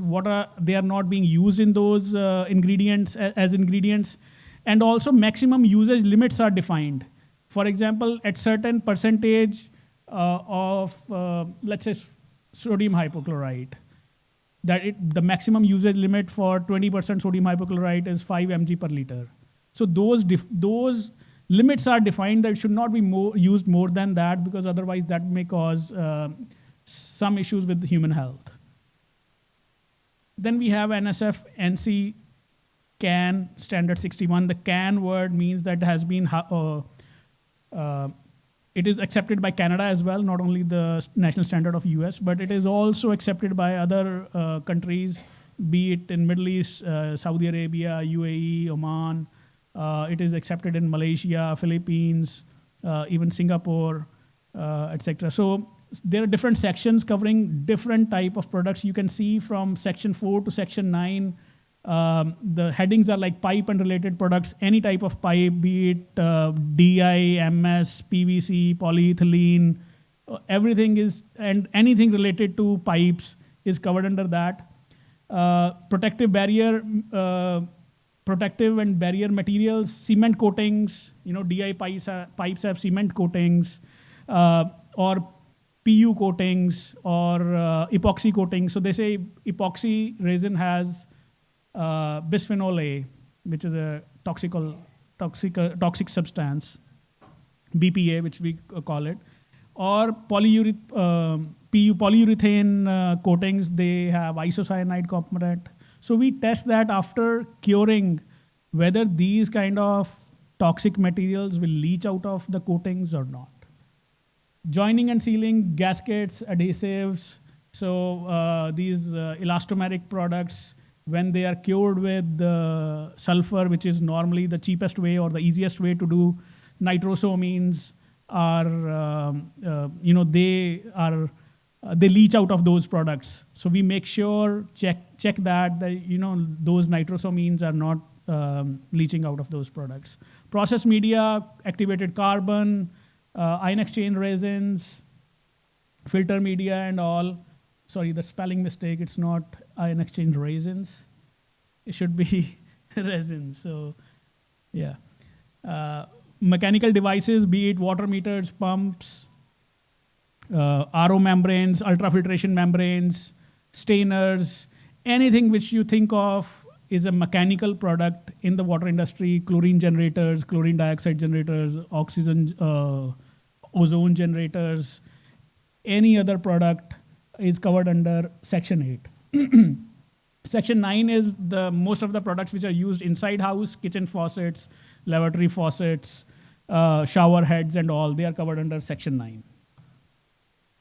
So another standard, 372, is about the lead content. As per this standard, deliberate addition of lead is not allowed. So brass is one of the component which has, one of the products which has lead in it. Brass cannot be without lead. And then PVC, especially, they use lead-based stabilizers. So we do not allow that to be deliberately added to that. Even a couple of years ago, we had a ruling from National Green Tribunal that lead stabilizers are to be banned in India, phase-wise. First phase is to ban lead from the plumbing pipes, PVC pipes. Second phase will be to take it out from agriculture pipes, and third phase it will be taken out from even the sewer pipelines. And it's important for that because there are some mistakes which US has done about 50 or 100 years ago in the old towns. The pipelines are made from lead, so they have made some mistakes, which I think right now in India, we have to be aware that we do not make those kind of mistakes. Some materials which in future, we may find that they are leaching out harmful chemicals. At that time, 100 years ago, they were not much aware about lead, but now they have become aware of that. Now it's a problem in the old towns. They cannot, change those pipelines. They cannot stop the survey. So it's become a little more complex situation for them to get out of that. And then everybody knows about lead, what it does. 419 is for micro filtration and ultrafiltration products used in municipal applications. So it's basically checked that it removes cyst and some of the other microorganisms, mainly cryptosporidium and all. So they are taken off by these ultrafiltration membranes or microfiltration membranes with that. Then about plastic pipes, there is a combination of two standards, NSF61, as we saw that in previous slides. Section 4 is for plastic pipe, but NSF61 only takes care of the chemical properties, that no harmful chemicals leach out of that. But for mechanical properties, it's NSF14, which is a holistic standard. It covers everything about their physical properties, Jai Mata Di, about physical, chemical and mechanical properties.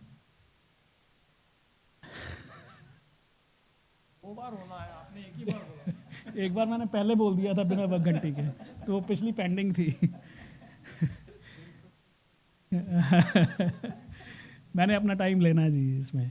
So UK certifications, we have a lab in NSF Wales.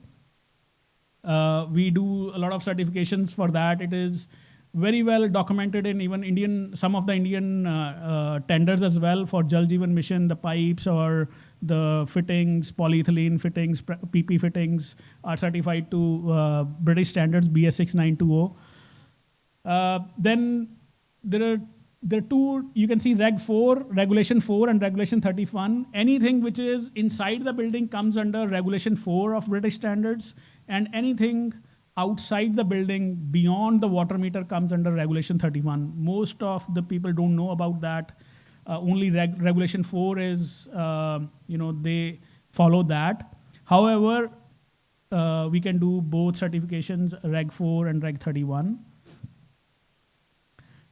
We have our own, we have lab in Europe to do the European approvals. Why I'm talking about that, it's not only just about India. How many times I have to say? Jai Mata Di, Jai Mata Di, Jai Mata Di. Yeah, so just 2 slides. So this thing, it's not only about India. So we are encouraging Indian manufacturers to export outside.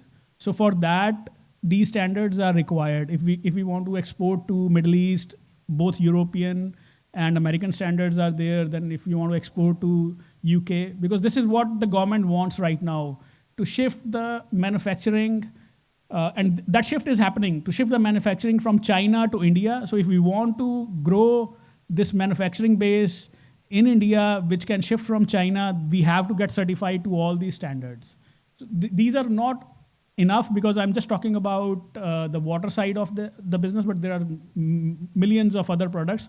But for water side, if the manufacturers are aware about this and get their products certified, it becomes easy for them to export as well. And it will be good for Indian community as well, because we are, recently we see that, about Ayushman Bharat, we have heard about that. So if we spend a little more on these standards, the products which are certified on this, I think the budget for Ayushman Bharat will get down. We'll not have to spend that. So we know that prevention is better than cure. So to spend money on curing, getting the things cured, it's better to spend money before that, so that the products which we, lay under the ground, which will not be taken out in next 50 years, are certified to good standards and are really good products. From January 1st, 2027, European Union will have one standard for all the countries. Right now, every country has their own standard. But from 1st January 2027, it will be Drinking Water Directive. It will harmonize all the standards of Europe. So only one certification will be required to export to whole Europe. So that is something I think the manufacturers can note, and we can help them to get that. last slide. I've covered all the standards here, which we use in water treatment plant and then in our houses, which standard cover which type of products. And any questions, I'm there to answer that. Thank you.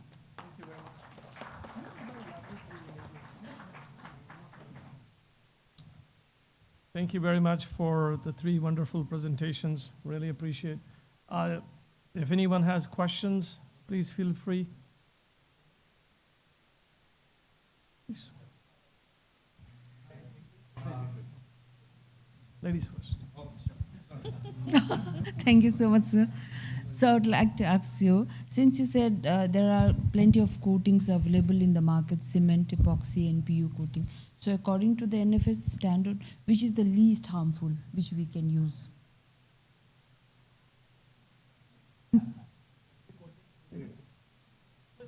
Excuse me, sir? Take that out, we have to make it water grade when we are talking about water, because water is a solvent. So I have discussed that with everybody, because food grade is something which everybody is talking about, but according to me, we have to shift that word to water grade. Food grade purpose is if this somebody has polished this wood.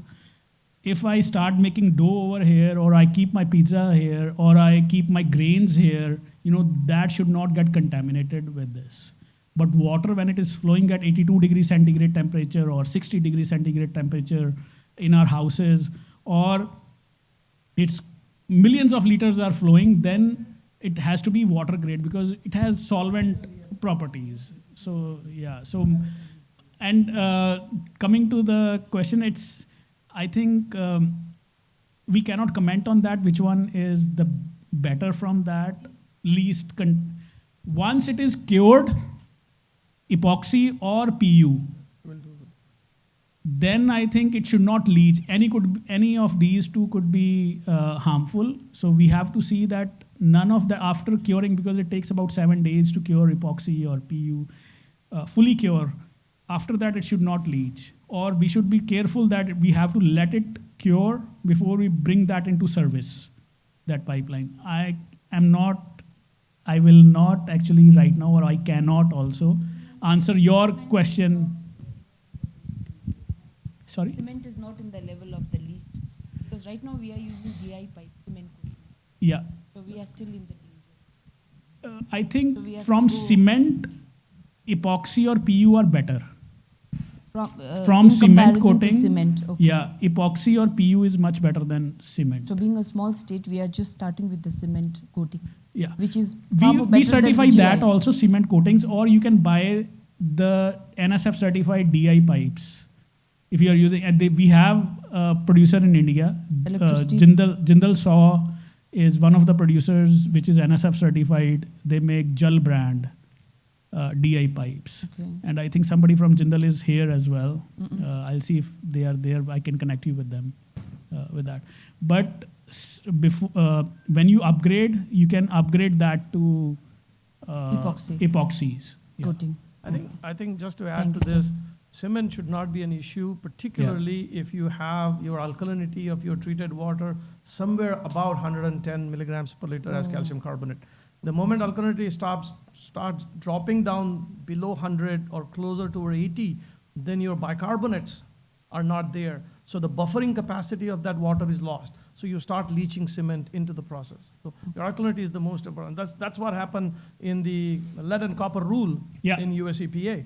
We were looking at how do we maintain the alkalinity in such a range so that the lead and copper rule can be waived off for a variety of cities. So alkalinity becomes a much more important factor.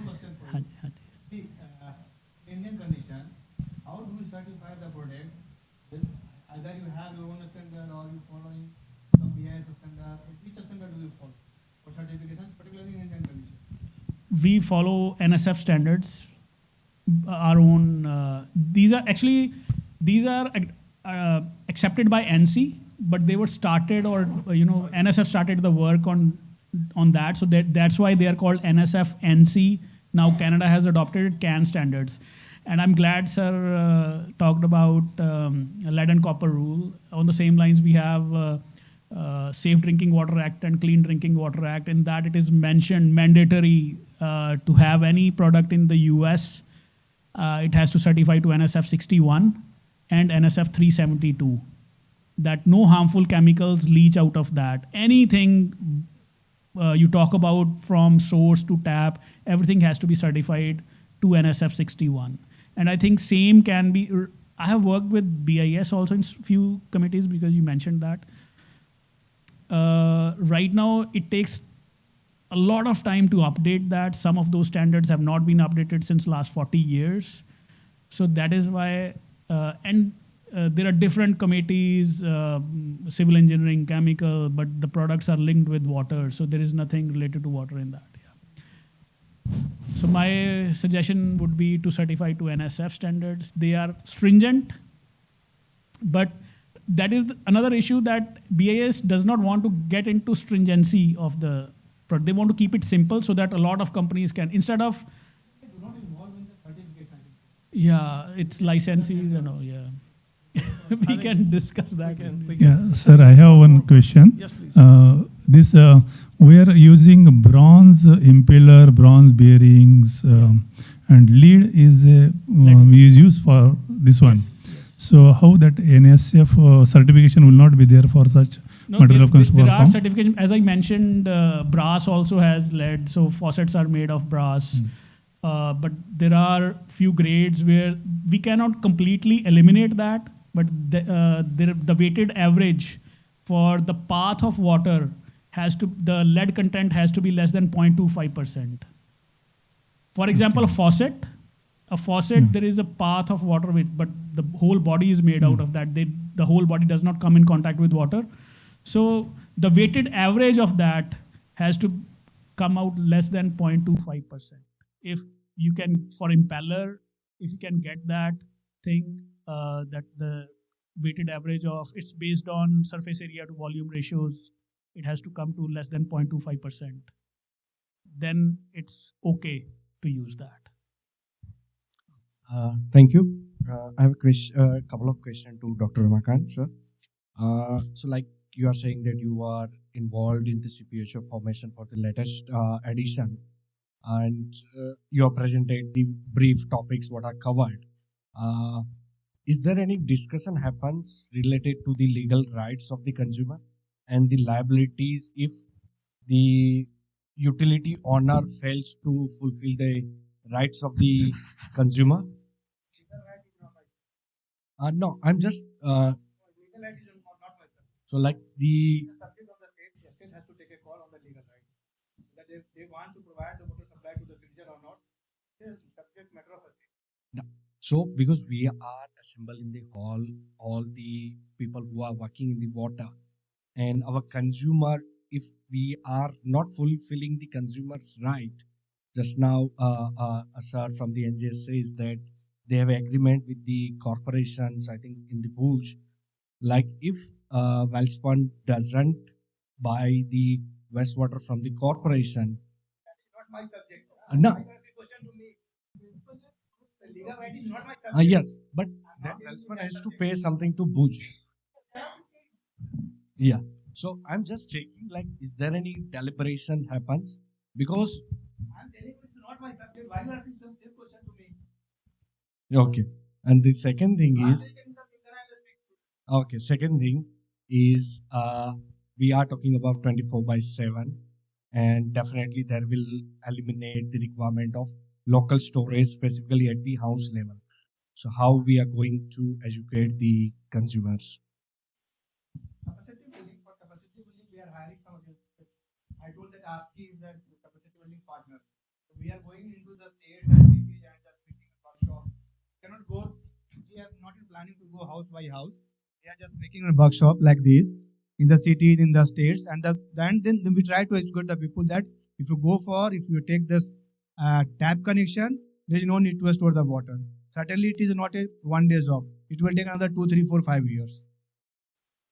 Thank you. Sir, my question is to Mr. Ajit Sawadi.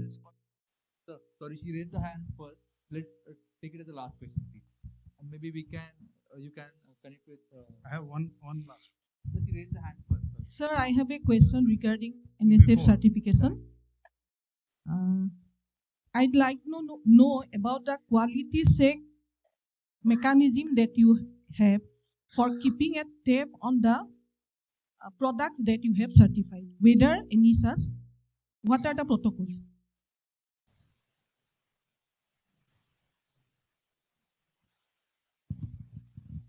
So you mean like, I'm not sure, we do audit, surprise audit a year. One for certain products, it's one audit a year. For certain products, it's 2 audits a year. Certain products, 3 audits a year.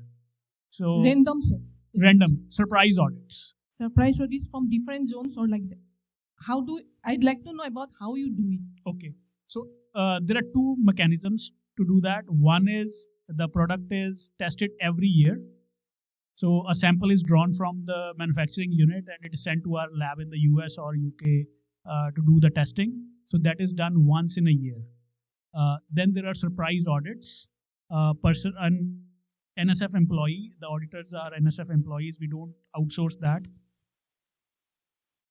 So that person goes to the facility. It's a surprise audit. So they check the inward invoices, whether they are buying the same raw materials which they have mentioned in the application forms. They are batch reports. They are mixing the ingredients in the same percentages. And then how they are storing the raw materials. There should not be any incidental contamination in that phase. Then how they are storing the finished goods. There should not be any incidental contamination. How they are maintaining their QA, QC records. Whether they are, maintaining an internal lab. If they are doing any calibrations of the labs. All those processes are checked by our auditor. This is how we try to maintain that, like the products are made consistently for the same quality. Was that the question you asked? Yes, that is what I was asking. That means, can we send request to you? Suppose a piece of pipe has NSF certification and we bought it, the vendor has bought it and we want to check the quality. Then the process is we request to you, or what is the process? No, let me. Yes, thank you, sir. I'll answer. The industry has to do it on their own. Yes, please. Yeah, my question is for NJS, Mr. Ajit.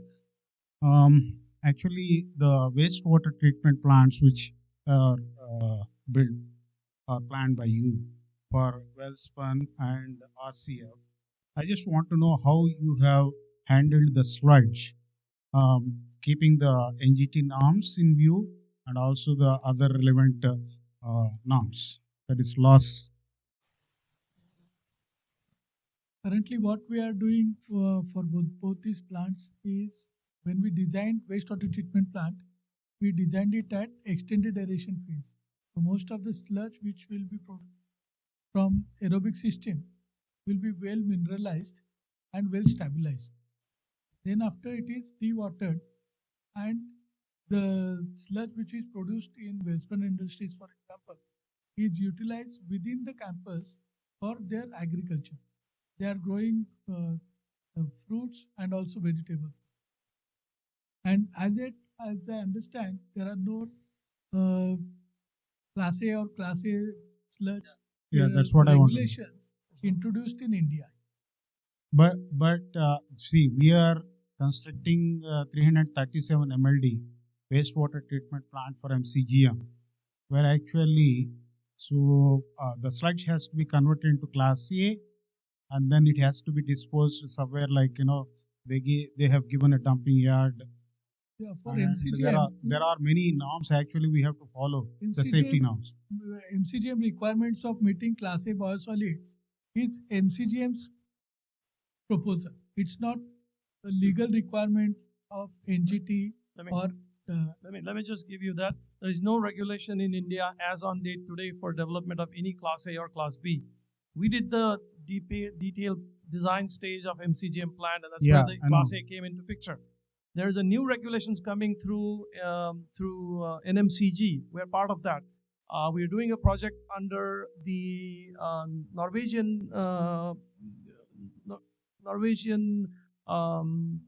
state as well as NORID that is now developing detailed classes, particularly Class B and Class A analysis and final regulations for Government of India that was just published last December.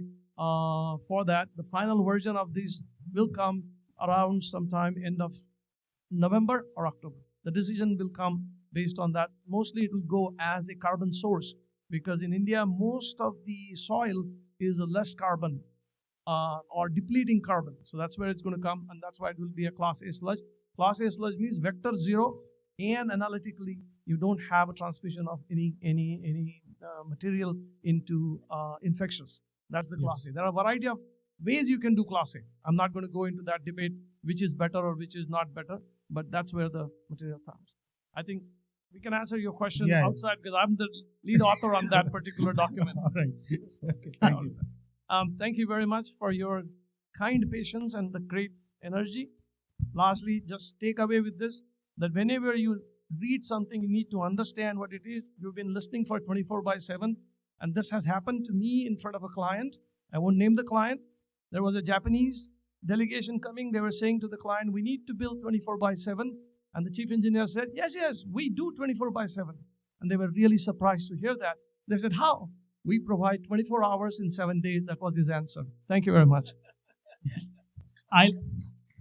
Before we end, I just need 10 seconds for that. Yeah. So I'm not sure whether you noticed in Sir's presentation, he has used the word used water to reuse. It was not wastewater. So we that is something I think, I'm not sure how many people noticed that. That is very important thing. To call it, instead of calling it wastewater, we can call it used water. Then it changes the mindset of people. That is what Singapore has done. Instead of calling it, they start calling it new water with that. Yeah. I will spill the beans. Come by December to Mumbai and we will give you direct portable drinking in the 200 ml bottle and we'll drink with you. Sure. Used water, sir. It was started in December 2020. Our secretary was Mr. Durga Shankar Mishra. He was later on to the Chief Secretary of Uttar Pradesh. He has started the word used water. Hereafter we are using used water. Yes. We are not using water. Yeah. So, meanwhile, we have a lot of unused cocktails and mocktails waiting for you. So, we have to close the session here. So, I would request all the dignitaries to be in the center of the stage for a group photo.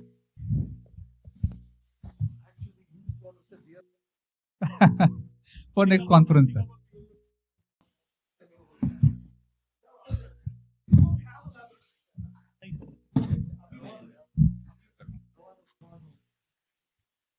I would like to request Mr. Patel to felicitate all the speakers and the moderator.